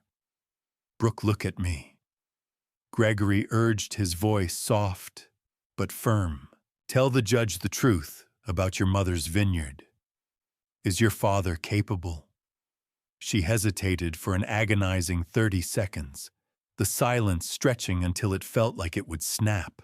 How do you defend yourself against a daughter's silence when it carries the weight of a guilty verdict? I think Dad needs help. She finally whispered, her shaky voice barely audible over the rain. I think Vance is just trying to do what's best for the family. It was the final snap of the cable. Judge Brennan leaned back, adjusting his bifocals. He revealed he had already received a private brief from Dr. Shaw prior to this morning, meaning the Judicial Foundation had been poisoned long before we entered the room. The judge leaned forward, his gavel hovering like an executioner's axe, and I realized that my own daughter's refusal to speak was the final nail in the coffin of my freedom. The gavel didn't just strike the wood. It sounded like the lid of a casket being hammered shut, echoing through the cavernous courtroom and drowning out the sound of my own heartbeat. I sat paralyzed as Judge Brennan delivered the final verdict from the bench, his voice possessing a cold, surgical precision that made the legal terms feel like physical wounds. Based on the evidence provided by Dr. Shaw, I find Mr. Garrison to be a danger to his own estate. The judge announced, his eyes fixed on the documents rather than my face. Remand to Metobrook is effective immediately. I felt the air leave my lungs. Your Honor, this is a kidnapping with a court order. Gregory Wilson shouted, his face as red as the mahogany walls, but his protest was a single leaf against a hurricane. The judgment was final. I watched in a state of suspended horror as Vance Madden maintained a somber, respectful facade for the judge, while Brooke hid her face in her hands, her shoulders trembling violently with a grief she had helped manufacture. Before I could even stand to speak to my daughter, 2 bailiffs moved in with a speed that suggested I was a high-risk fugitive. I discovered then that a last-minute addendum to Dr. Shaw's report had classified me as potentially violent, giving the court excuse to treat me like a common criminal. "Keep your hands where I can see them, mister." Garrison, one of the men, barked, his hand resting on his holster. "It's for your own safety." The humiliation was a cold, thick slime coating my skin. I wasn't even allowed to return to Heritage Hills to pack a bag or say goodbye to the vines. 30 days. In the world of rare wine, 30 days is enough to ruin a vintage. In the world of predators, it's enough to erase a man. They led me out of a side exit, away from the eyes of the gallery and the rain-slicked steps of the courthouse. I was loaded into the back of a white transport van, marked with the Metobrook logo, the metal interior cold and smelling of industrial exhaust fumes. The courthouse was a machine of justice, but today it had been fed a diet of lies and turned into a wood chipper for my soul. As the bailiff slammed the rear doors, I pressed my face against the small barred window, the vibration of the engine rattling my teeth. I saw Vance standing in the courthouse parking lot, the rain drenching his tailored suit as he finally dropped the act. He didn't look like a grieving son-in-law anymore. He wore a look of absolute triumphant conquest. "You won't keep me there, Vance." I whispered against the cold glass, a simmering, reflective resolve beginning to harden the remains of my spirit. The foundation of this lie is already cracking, but as the van pulled away, I saw him reach into his pocket and hand a set of keys, the specific brass keys to the Heritage Hills cellar, to Dr. Martin Shaw. It was the physical payment for a medical lie. The van lurched forward, and as the iron gates of Heritage Hills blurred into a gray smear against the driving rain, I realized I wasn't just losing my home, I was becoming a ghost in my own life. The smell of industrial lemon cleaner and the high-pitched hum of magnetic locks were the first things to greet me at Metobrook, a place that looked like a five-star resort, but felt like a tomb with a landscape budget. As the transport van's doors opened, the oppressive rain of Napa Valley was replaced by a sterile, climate-controlled vacuum. I was led through the intake area, my feet heavy on the linoleum. The staff moved with a terrifying rhythmic efficiency, stripping me of my identity piece by piece. My leather belt, my car keys, and the sturdy field watch I had worn to every bridge inspection for 20 years were confiscated. "I'm afraid your watch has to stay in the locker, mister." Garrison, the intake clerk, said, her voice possessing a flat, rehearsed cheerfulness. "We wouldn't want you losing track of time, would we?" I looked her in the eye, my voice reflecting a calm, wise anger. "I don't need a watch to know exactly how long a lie can survive in a place like this." I was assigned to room 204, a space that felt designed to erode the senses with its muted beige walls and the antiseptic white glow of the hall lights. My roommate was an older man who seemed entirely incoherent, his shuffling feet creating a constant, restless sandpaper sound against the floor. I watched him for an hour, my bridge inspector's eye, tracing the structural weaknesses of the room, until I realized the man was mumbling legal citations. I leaned in, listening to the fragments of probate code, and realized with a jolt of horror that he was a former attorney who had been disappeared into this facility through a scheme identical to the one Vance was running on me. A facility like this doesn't heal you. It just manages your disappearance. It is a warehouse for the inconvenient. I lay on the bed, the cold, tactile feel of the thin, hospital-grade sheets reminding me that I was now a ward of the state. How do you maintain your sanity when the walls are designed to convince you that your memory is a traitor by the first evening rounds? I was already cataloging the guard shifts and the fire exit weight sensors. That was when I met Nurse Carol, a woman with tired eyes and a professional kindness that didn't feel manufactured, who moved through the room with the practiced grace of a woman who had seen too many good men forgotten. She checked my vitals, but unlike the others, she didn't use the patronizing, simplified speech reserved for the broken. "You're checking the door hinges, Mr. Garrison," she said softly, noting where my eyes had drifted. "Most residents here are lucky if they remember where the door leads." I looked at her, finding a flicker of recognition in her gaze. "Force of habit," I replied. "Bridges, buildings, institutions. They all have cracks if you look close enough." I told her about my life as an inspector, and for a brief moment, the walls of Metobrook seemed to recede. But the shadows returned quickly. Carol leaned in to adjust my pillow, her voice a ghost of a whisper against my ear. She quietly revealed that Dr. Shaw is a preferred provider here, meaning the facility is paid to validate his specific findings. "Mr. Garrison, I've seen real decline, and you're as sharp as a razor. You shouldn't be here, and we both know why." The scratch of a visitor's badge being clipped to a coat in the sterile reception area echoed through the hallway, signaling that my isolation was being breached by something other than a nurse with a sedative. I sat in the visiting room of Metobrook, my hands resting on the cold, tactile feel of the partition glass, still reeling from the secret nurse Carol had whispered in my ear. I was trapped in a rigged game, but I wasn't alone. The man sitting across from me in the visitor's booth didn't look like a savior. He looked like a weary insurance adjuster with a cheap tie and a coffee stain on his collar. But the folder he slid toward me contained enough high-explosive evidence to level Vance's house of cards. Jake Morrison, a man with the weary eyes of a bloodhound, and a cheap suit that smelled faintly of menthol and old car upholstery, sat across from me like a man who had seen every way a person could be lied to. He was posing as a legal assistant from Gregory's office, but the way he scanned the room for cameras told me his expertise was far more practical.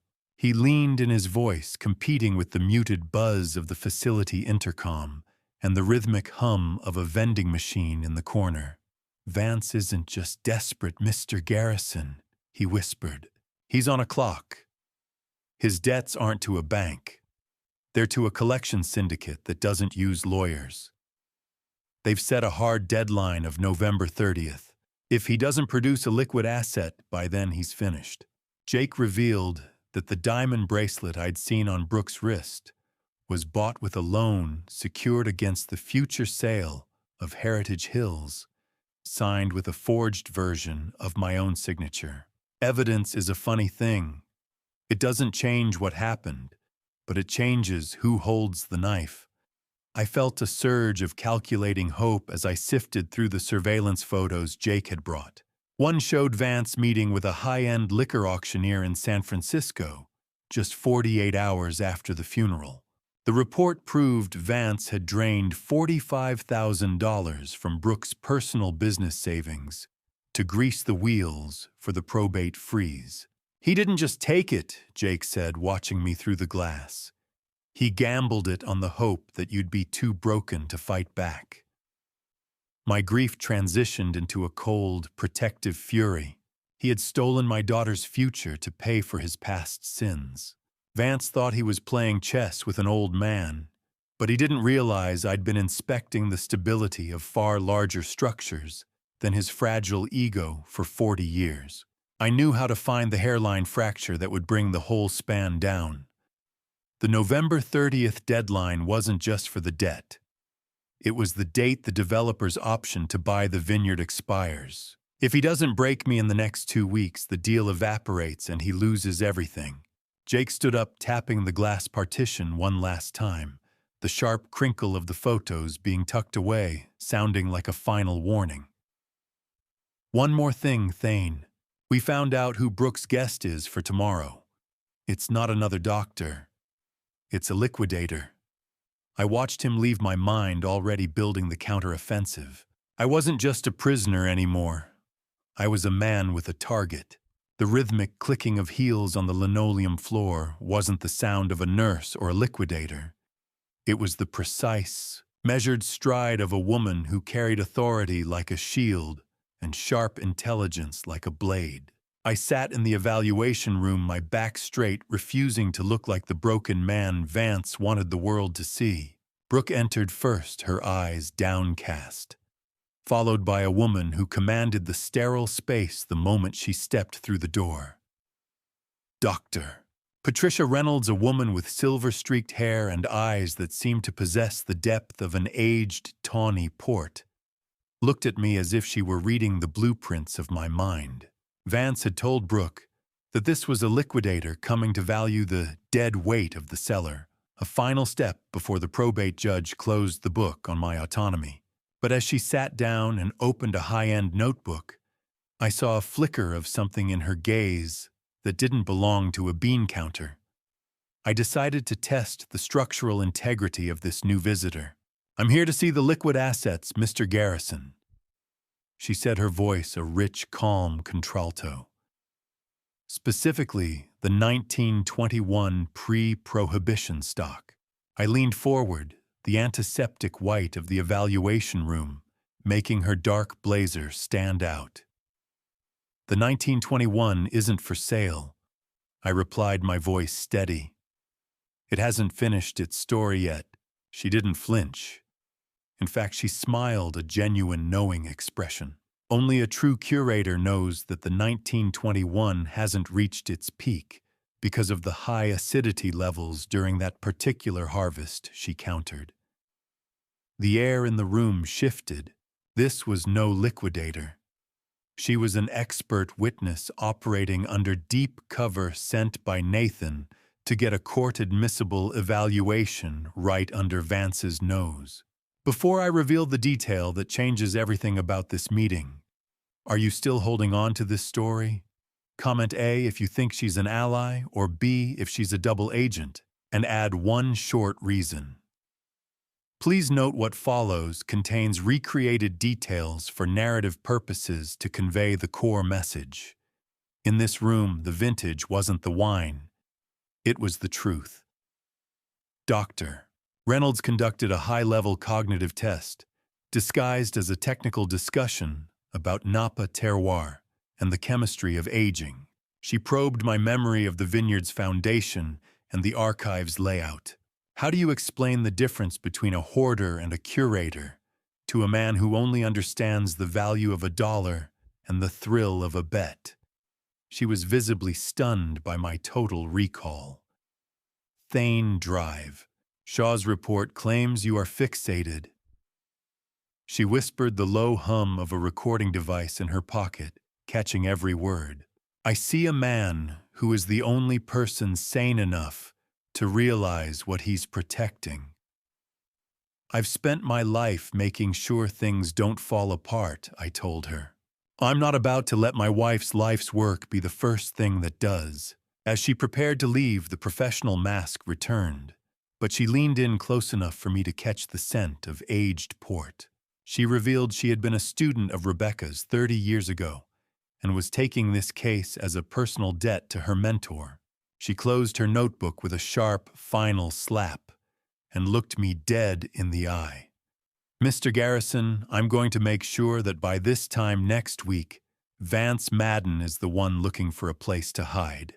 The courtyard of Metobrook was a masterpiece of manicured deception, where the fountain's rhythmic splashing tried and failed to drown out the heavy, tactical silence Nathan Hughes brought with him into the shadows. I met him in a far corner, away from the watchful eyes of the orderlies, the cold evening mist clinging to the wool of my institution-issued sweater. Nathan didn't waste time on comfort. He leaned in his voice a low vibration that barely carried over the water. "I intercepted Brooke at a coffee shop near her studio," he whispered. "I bypassed Vance's surveillance and delivered the protection folder directly into her hands." I felt my lungs tighten, the breath hitching in my throat, as I imagined my daughter looking at the evidence of her husband's decay.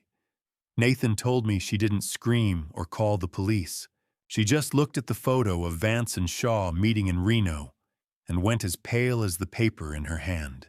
She asked one question before she walked out. Did my mother know about the Reno trip? The implication hit me like a physical blow. She was already connecting the dots, realizing that Rebecca might have been hunted by the man she welcomed into our home. Truth is like a vintage Cabernet. Once the bottle is uncorked, you can't stop the air from changing the flavor. Nathan warned me that the bridge between me and my daughter was now carrying a load that would either reinforce it or cause a total collapse. Vance likely knows the folder has been delivered by now. Nathan set his eyes scanning the shadowed perimeter. He'll be amping up the gaslighting or the threats to keep her from reading the rest. We have to hope she's strong enough to accept that the man she loves is a predator. How do you sleep when you know the only person who can save you is currently deciding whether to burn the evidence of your betrayal? I stared at the fountain, the splashing sound suddenly feeling like the ticking of a clock. If she chooses him after seeing that evidence, Nathan, then I've truly lost her. I said, my voice reflecting a profound, reflective vulnerability. I've lost everything Rebecca tried to save. Nathan placed a hand on my shoulder, his grip firm and grounding. She's a Garrison Thane. She might be slow to see the cracks, but she knows how to read the integrity of a structure once the light hits it. We finalized the coordination for the second hearing, acknowledging that Brooke was now the wild card. But a cold thought settled in my gut as I processed Nathan's strategy. By giving her that folder, Nathan had intentionally made my daughter a target for Vance's desperation as the November 30th deadline approached. He was using her as bait to force Vance into a mistake. I watched Nathan disappear into the evening mist, his silhouette swallowed by the gray dampness. I was led back to my room, the heavy magnetic lock of the courtyard door clicking shut, with a sound that felt like a finality I wasn't ready to face. I lay on the thin sheets, staring at the pale glow of the moon through the barred window. My life wasn't in the hands of a judge or a doctor anymore. It was sitting on my daughter's nightstand, a collection of paper and ink that would either set me free or bury me forever. The smuggled cell phone vibrated against my ribs like a frantic heartbeat, its small screen illuminating the sterile white walls of my room with a message that promised to either burn the bridge between me and Brooke or finally reinforce it. I reached for the device with trembling fingers. The cold, tactile feel of the bed frame ground me in the reality of my confinement. It was 2 a.m., and the smell of industrial floor wax hung heavy in the recirculated air. George Turner's gravelly whisper came through the speaker, breathless and low. "Thane, she didn't just read the folder," he said. "She broke." I've never seen a woman's soul catch fire like that. He explained that Brooke had returned to Heritage Hills alone, while Vance was in San Francisco celebrating with his creditors. She didn't stay in the guest house.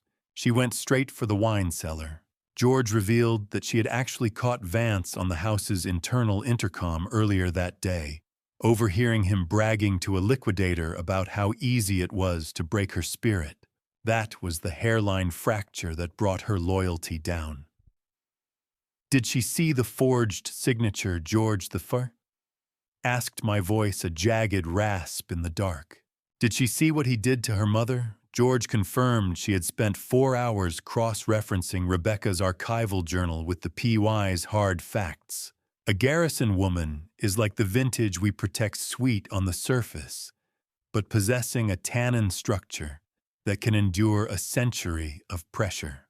George described a seismic shift in her. He watched through the monitors as she had a screaming match with the empty air, her protective fury finally erupting after months of manipulation. She clutched her mother's 1990 Margot like a talisman, a piece of glass, and fermented grapes becoming the anchor for her sanity.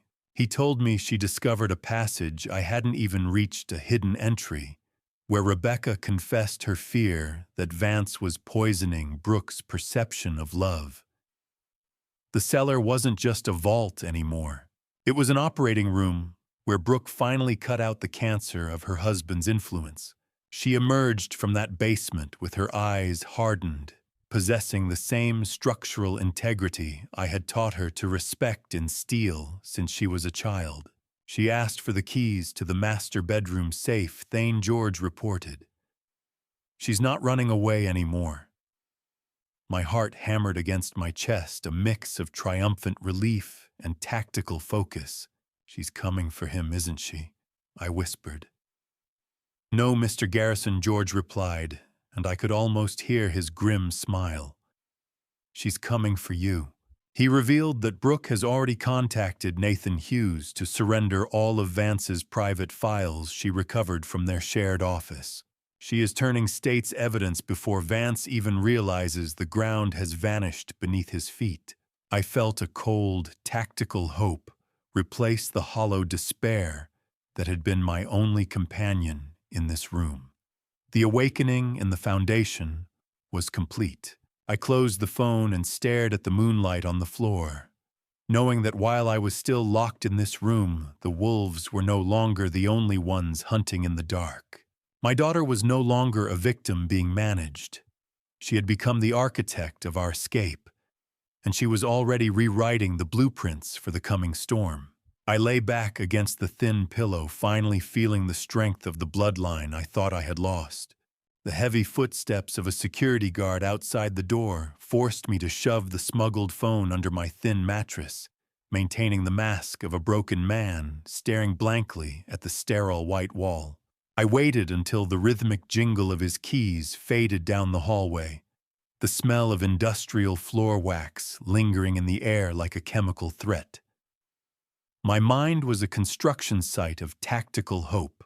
By morning, I was led once more into the bright, cold light of the visiting room. Nathan Hughes didn't slide a file across the table this time. He simply leaned in, his eyes bright with the kind of hard-won satisfaction that only comes when a long-shot bridge finally holds its weight under a storm. He spoke in a steady, reassuring voice that cut through the low hum of the facility. She left him Thane, he said. Brooke has officially moved out of the guest cottage and into a secured hotel room. She's already rescinded that power of attorney. Nathan told me about their final confrontation, how Vance tried to use his gambling debts as a weapon against her, only for my daughter to reveal she had already turned his financial logs over to the authorities. But there was a darker detail. Brooke found a recording on Vance's phone where he was laughing about Rebecca's timely accident, implying he might have played a role in the distraction that led to the crash. My hands curled into fists against the plastic table. I felt a surge of pride that nearly eclipsed the rage. And the hearing, I asked. She's demanding to be the lead witness for the defense, Nathan replied. Forgiveness is a heavy vintage. It takes time to breathe, but once it does, it can wash away years of bitterness. I had spent so long worrying she was a liability, but in the silence of that visiting room, I realized she had become my greatest ally. Nathan reached into his pocket and handed me a small handwritten note. The paper felt scratchy and real against my skin, a stark contrast to the clinical hollowness of Metobrook. Tell Dad I'm sorry for being blind, it read. Tell him the Garrison archive isn't going anywhere. I'll fix this. Nathan explained that she'd spent 48 hours with Dr. Reynolds, providing a timeline that proved my supposed cognitive decline was nothing more than environmental stress orchestrated by Vance's abuse. She's become a formidable woman, Thane Nathan said. She reminds me more of Rebecca every hour. Have you ever felt the exact moment a person you love stops being a liability and starts being your greatest ally? I read the note again, my eyes stinging. She wasn't just coming to save me. She was coming to restore the foundation Vance had tried to rot. She's already filed for divorce and secured an emergency injunction to keep that predator at least 500 yards away from Heritage Hills. The sound of a heavy door locking somewhere in the facility signaled the end of our session. But for the first time, the noise didn't sound like a cage closing. It sounded like a starting pistol. I clutched Brooke's note in my hand as the guard led me back to my room, and for the first time since the gavel fell, I didn't feel like a prisoner. I felt like a man preparing for a counter-offensive. I spent the evening smoothing out my suit, the fabric, a familiar comfort, as I prepared to face the world again. The crisp feel of a fresh white shirt against my skin was a small but vital armor as I dressed for the most important day of my life. The courthouse steps didn't feel slick with rain this time. They felt like the base of a bridge I had spent my entire life learning how to anchor against the tide. I climbed them with a steady gait, flanked by Gregory Wilson and Nathan Hughes, the smell of wet pavement and expensive wool following us into the sterile, fluorescent heat of the building. I walked into courtroom 4B with a sharp suit and a sharper focus. The room was already buzzing, but the noise reached a fever pitch when Brooke entered. I saw Vance Madden beckoning to her from the front row, his hand outstretched with a proprietary arrogance that made my stomach turn. "Brooke, what the hell are you doing? The family table is over here." Vance hissed, his voice carrying through the sudden hush. My daughter didn't even break her stride. She ignored his hand and walked straight to the defense table, pulling out the chair beside me. "I am sitting with my family, Vance," she said, her voice echoing off the mahogany walls.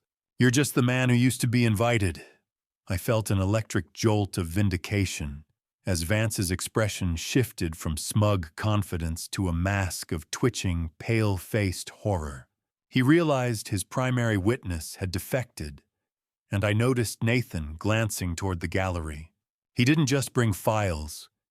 He had brought two men in dark, conservative suits, federal investigators from the Gaming Commission, who sat with their eyes locked on Vance like hawks.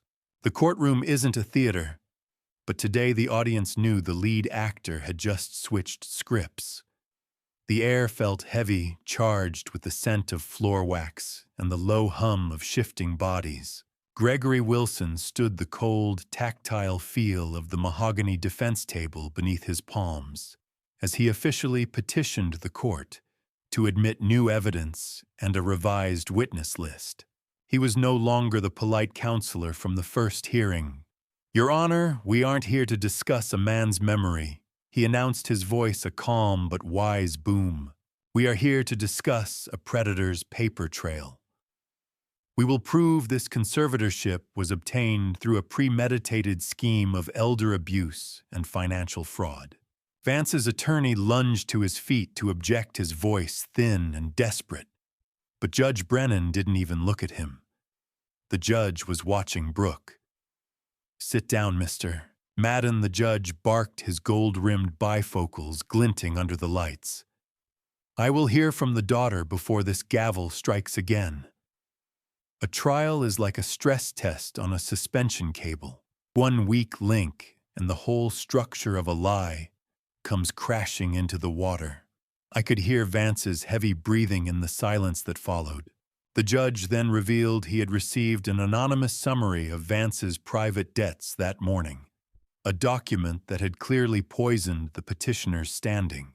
I wondered if David had finally found his courage, or if George had moved a few more pieces in the dark.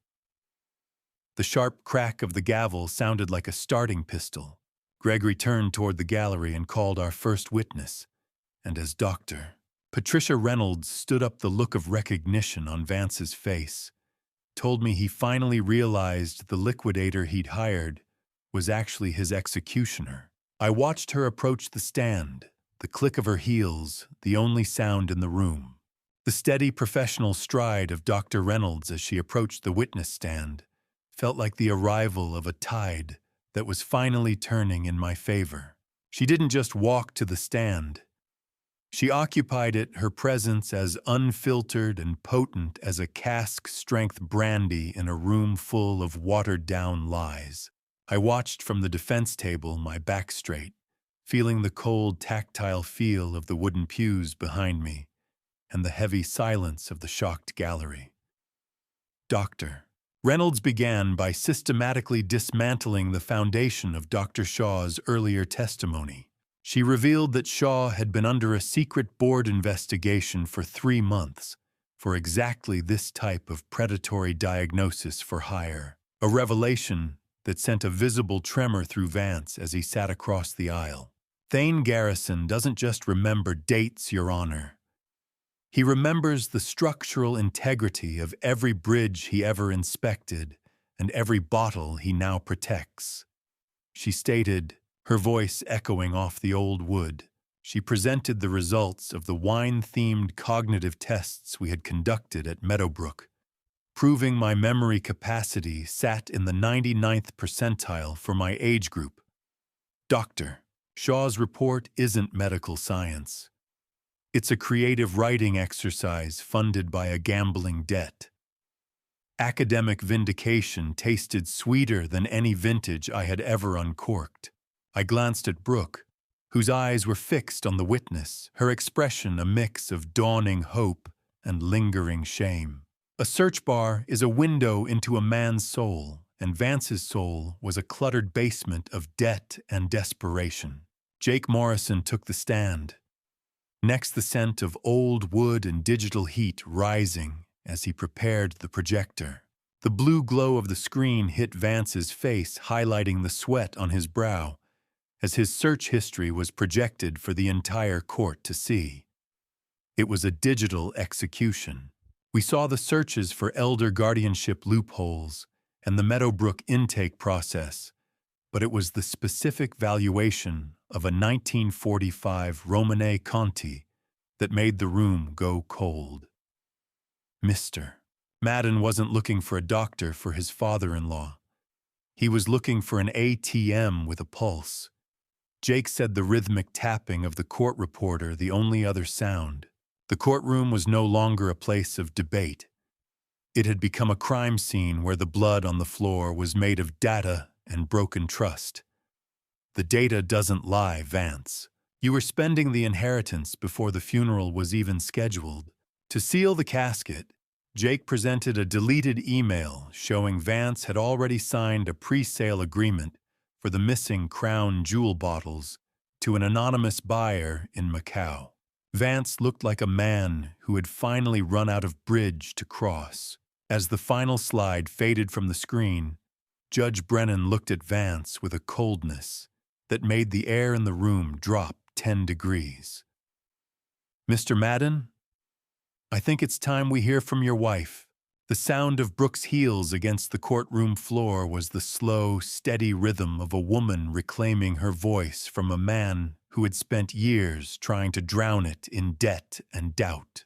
I watched her walk toward the stand, my chest tight with a mixture of agony and hope. When she finally sat and turned toward me, her eyes were filled with tears, but for the first time in months, they weren't clouded by Vance's shadows. I didn't doubt my father's mind. Your Honor, she began, her voice gaining strength as she looked directly at Judge Brennan. I was taught to doubt my own heart by the man I married. She spoke of the systematic gaslighting Vance had employed, the staged incidents where he'd hidden my keys or claimed I'd forgotten conversations that never happened. She revealed she had already filed for an emergency annulment based on this elaborate fraud stripping Vance of any marital claim to the estate. Then she produced a small recording device. The room went deathly silent as Vance's recorded voice filled the space, threatening her to sign the power of attorney or face the consequences of his debts alone. My mother's vineyard wasn't a burden to him, she said, her voice cracking but holding firm. It was a museum of a love he couldn't understand and a bank account he couldn't wait to empty. Have you ever watched a lie collapse? It doesn't fall all at once. It splinters, the sound of wood groaning under a weight it was never meant to carry. I watched Vance in the front row, his face transforming from a mask of defiance into a gray, twitching ruin as he realized the foundation of his scheme had turned to dust. Before I reveal the moment the gavel finally fell to restore my life, are you still with me? Comment justice if you felt that turn, and tell me one thing you think Vance deserves most. Please note the next part contains some fictionalized details added to deepen the emotional impact and convey the core message. The purpose is reflection and learning. If you're still here watching this story reach its turning point, listen closely. Judge Brennan signaled for the bailiffs to step closer. He asked for a final reading from Rebecca's journal, a passage where she described her absolute trust in my unshakable foundation. Free. The word tasted better than the finest vintage in the cellar. The judge scathingly rebuked Dr. Shaw and Vance, his voice like the strike of a hammer on steel. This court was used as a weapon in a war of greed. He declared the bright, cold glare of the afternoon sun through the windows, highlighting the finality in his expression. Mr. Garrison, you are free to return to your home and your legacy. He immediately rescinded the temporary conservatorship and restored my full legal rights.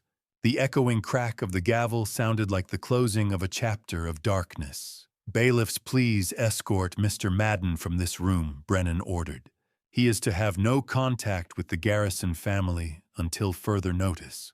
As Vance was led out, looking small and broken between the officers, the judge added one final blow, freezing all of Vance's personal bank accounts to ensure the return of the stolen Margot funds.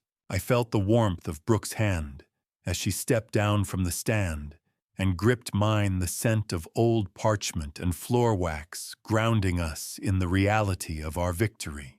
I stood up as a free man, but my eyes weren't on the judge.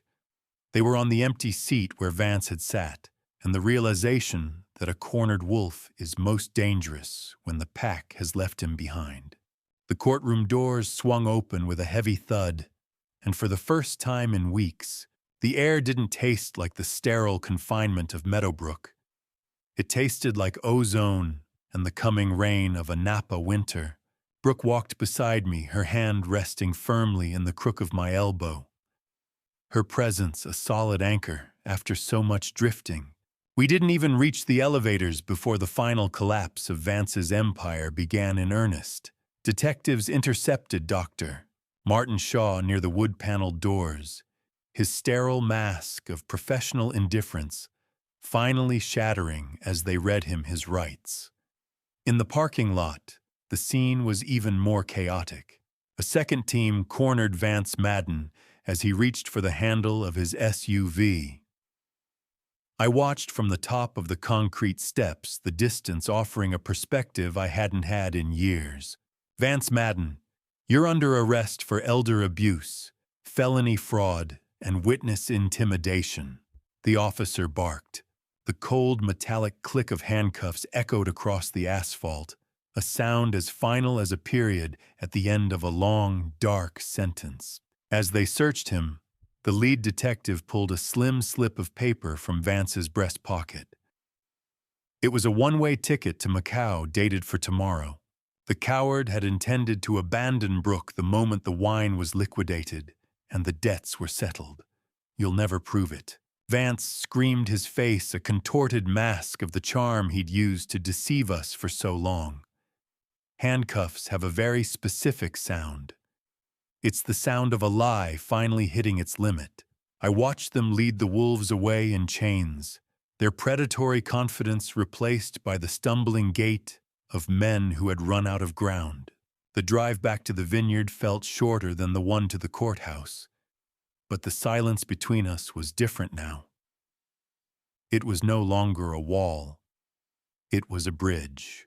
We reached the iron gates of Heritage Hills as the golden light of a Napa sunset began to bleed across the valley.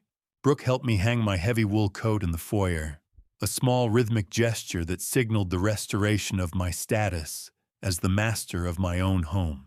Heritage Hills wasn't just land and grapes anymore. It was a fortress that had survived a siege, and its walls were stronger for the battle.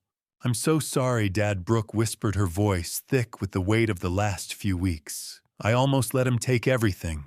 I turned to her, placing my hands on her shoulders. He didn't take the foundation, Brooke. And that's the only part that matters when you're building something to last. On the foyer table, I noticed a small envelope addressed in George Turner's rugged script.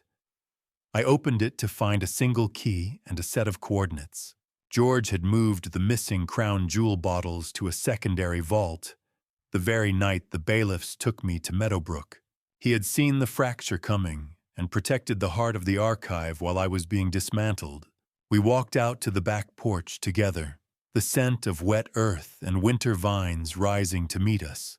I looked at the rolling hills of my wife's dream, then at my daughter, and I realized the greatest vintage Rebecca ever curated wasn't in a bottle.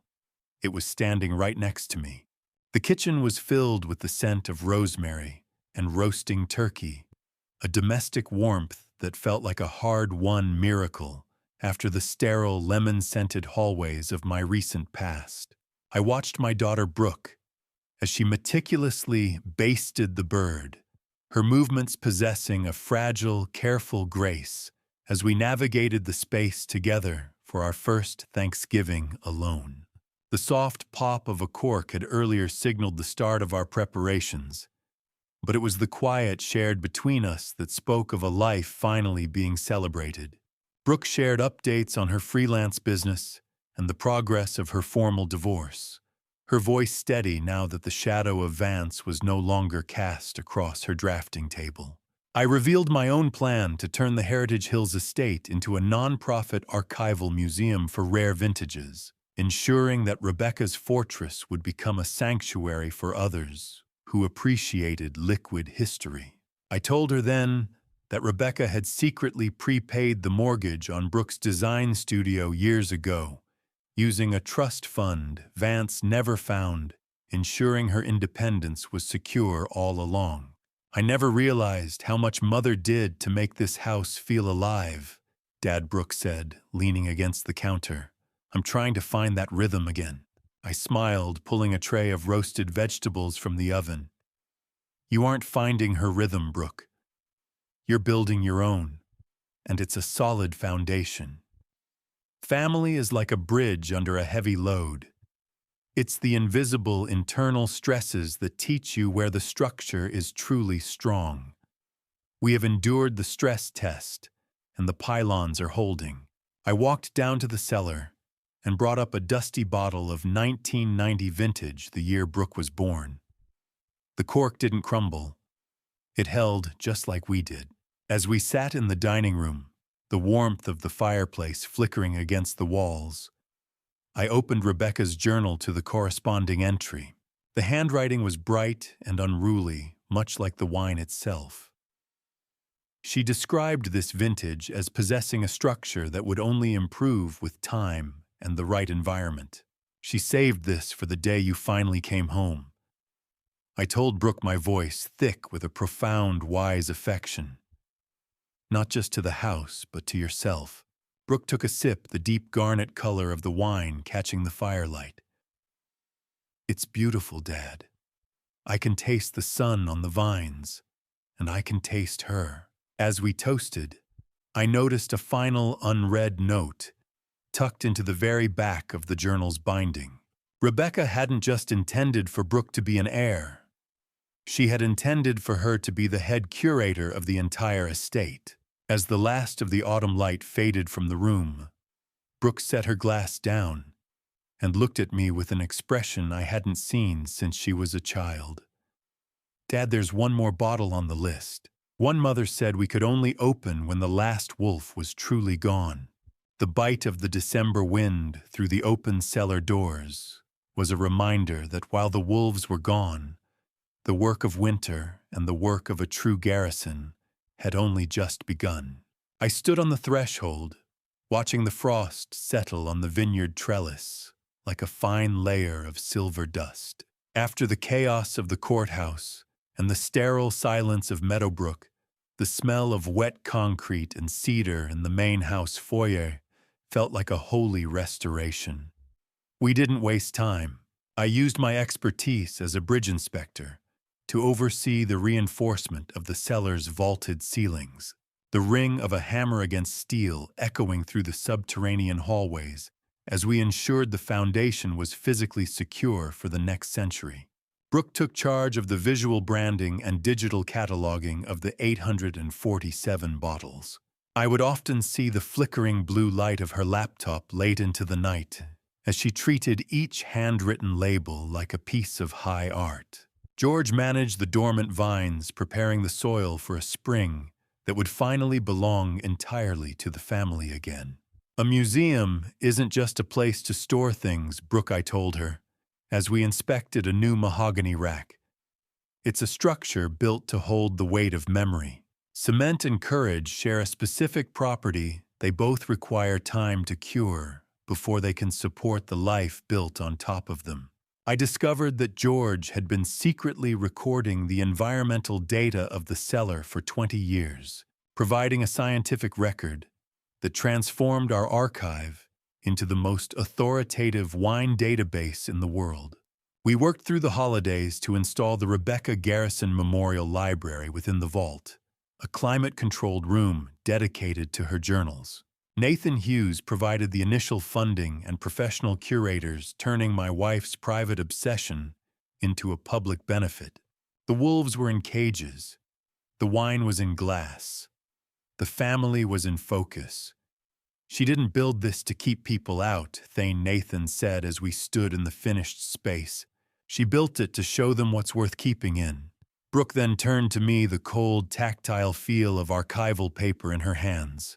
She revealed she had decided to move back to Napa permanently, to serve as the archive's executive director, fully embracing the role Rebecca had envisioned. The foundation was settled. The archive was ready. With the last crate of catalog journals in place, I reached for the very back shelf, the spot Brooke had pointed out, and found the heritage bottle. Its wax seal was engraved with a date I had been dreading and dreaming of for 60 years, a vintage that carried the weight of my own birth and the promise of a final, unshakable peace. The television screen flickered with the cold, gray light of a courtroom 300 miles away, but the finality of the judge's voice felt like the closing of a vault door I'd been trying to lock for a lifetime. I sat in the library, the smell of wood smoke from the fireplace providing a comfort the sterile world of the law never could. Brooke stood beside me, her hand on my shoulder, as we watched Vance Madden receive a sentence of 12 years for felony fraud and elder abuse.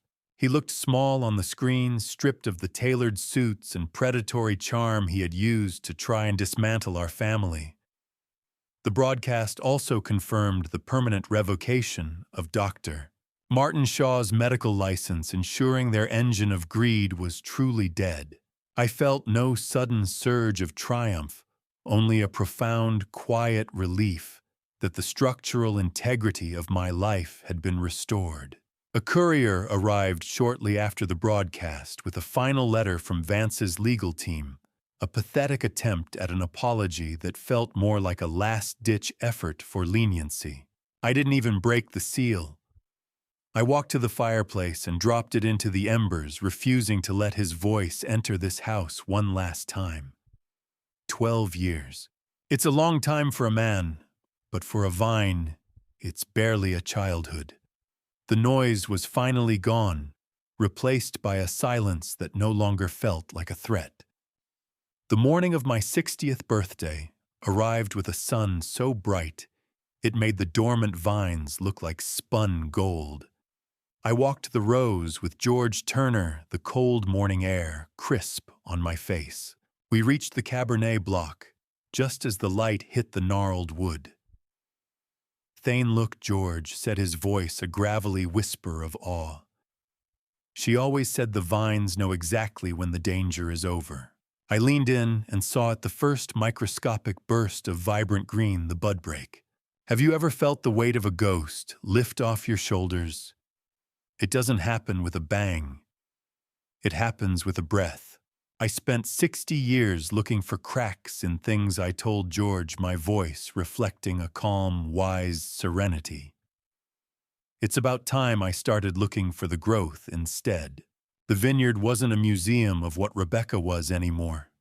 It was a living laboratory of what Brooke and I were becoming.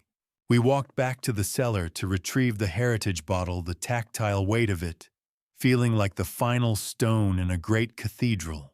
As I examined the wax seal under the cellar lights, I discovered a detail I had missed in the shadows of the previous months. Beside my own initials, Rebecca had engraved a second set, BG. She had known all along that we would be a team, that I wouldn't have to carry this legacy alone. I gripped the silver corkscrew, the metal biting into my palm with a welcome coldness, and looked at my daughter. Are you ready to see what she left us? The wax seal cracked with a sound like a single crisp footfall on frozen earth, releasing a bouquet of cedar dark fruit and 30 years of secrets into the cool air of the vault. I stood with Brooke in the heart of the newly inaugurated Garrison Archive, the silence of the cellar no longer a weight, but a sanctuary. I carefully removed the cork, the silver screw biting deep into the history Rebecca had curated for this very moment. I discovered that this 1966 vintage wasn't just a birth year bottle she had tracked down later in life. It was the very first bottle she had ever bought, long before we even moved to Napa or spoke of vineyards. It was the seed of the empire she had built in the shadows. I poured 2 glasses, the liquid a deep, vibrant amber that caught the soft LED glow of the vault. As I lifted the bottle back to its wooden crate, my fingers brushed against a small waterproof capsule tucked into a recessed corner. I opened it to find a small digital recorder. I pressed play, and the archive was suddenly filled with the voice that had been missing from my life for too long. Thane. If you are hearing this, it means the structure held. Rebecca's voice began sounding calm and wise, exactly as I remembered. My project wasn't just to save the wine, my love.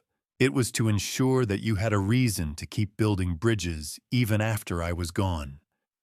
I wanted you to have a span that connected our past to Brooke's future, to the architect of our lives. Brooke whispered, her eyes shining as she raised her glass. I looked at her, seeing the strength and clarity that had emerged from the wreckage of the last few months.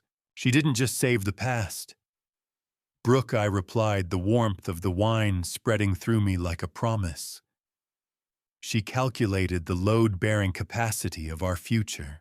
A legacy isn't a museum of what was lost. It's a bridge that carries the living across the waters of grief. We drank in a silence that was finally peaceful, a liquid celebration of a plan that had survived every storm Vance could throw at it. I realized then that the heritage bottle was actually a master's blend of both our birth years, a marriage of vintages that symbolized a bridge existing outside of time.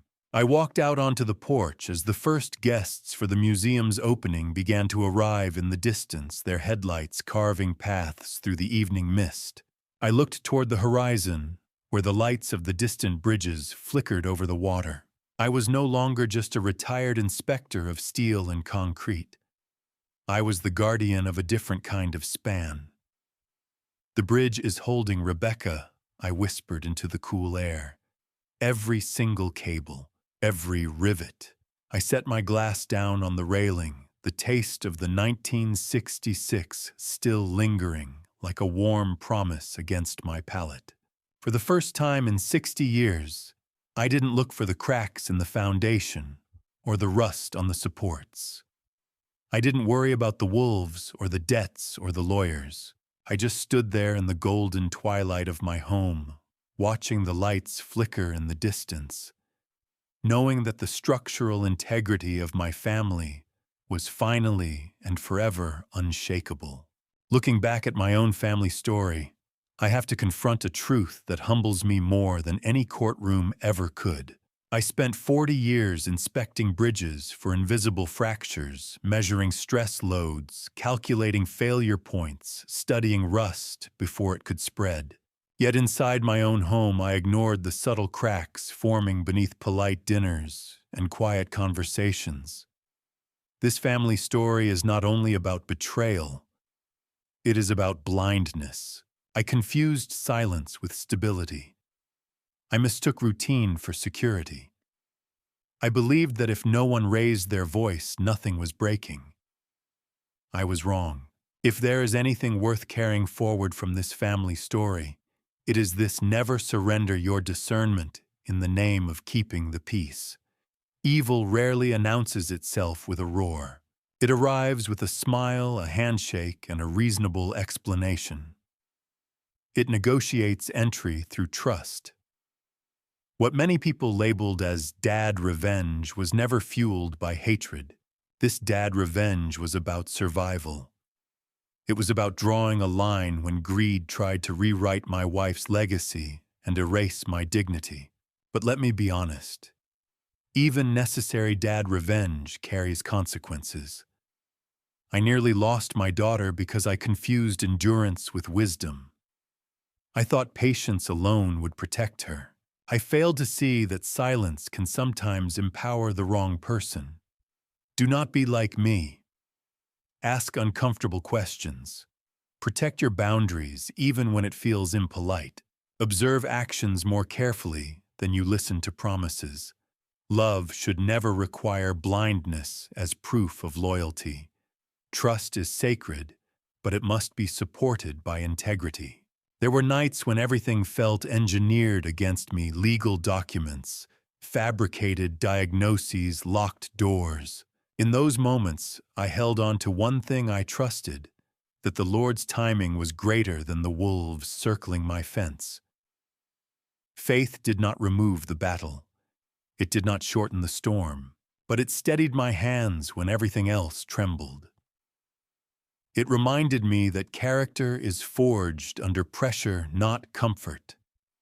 Strength is rarely loud. Integrity is rarely dramatic. But both endure long after predators exhaust themselves. Thank you for walking beside me to the end of this journey. I would genuinely value your thoughts. What do you believe was the true turning point in this story? Share your perspective in the comments below. If this message resonated with you, consider subscribing so you don't miss the next chapter. Please note, while inspired by real-world themes, certain elements were dramatized to deepen emotional impact and meaning. If this content isn't aligned with your interests, feel free to explore other stories that better fit you.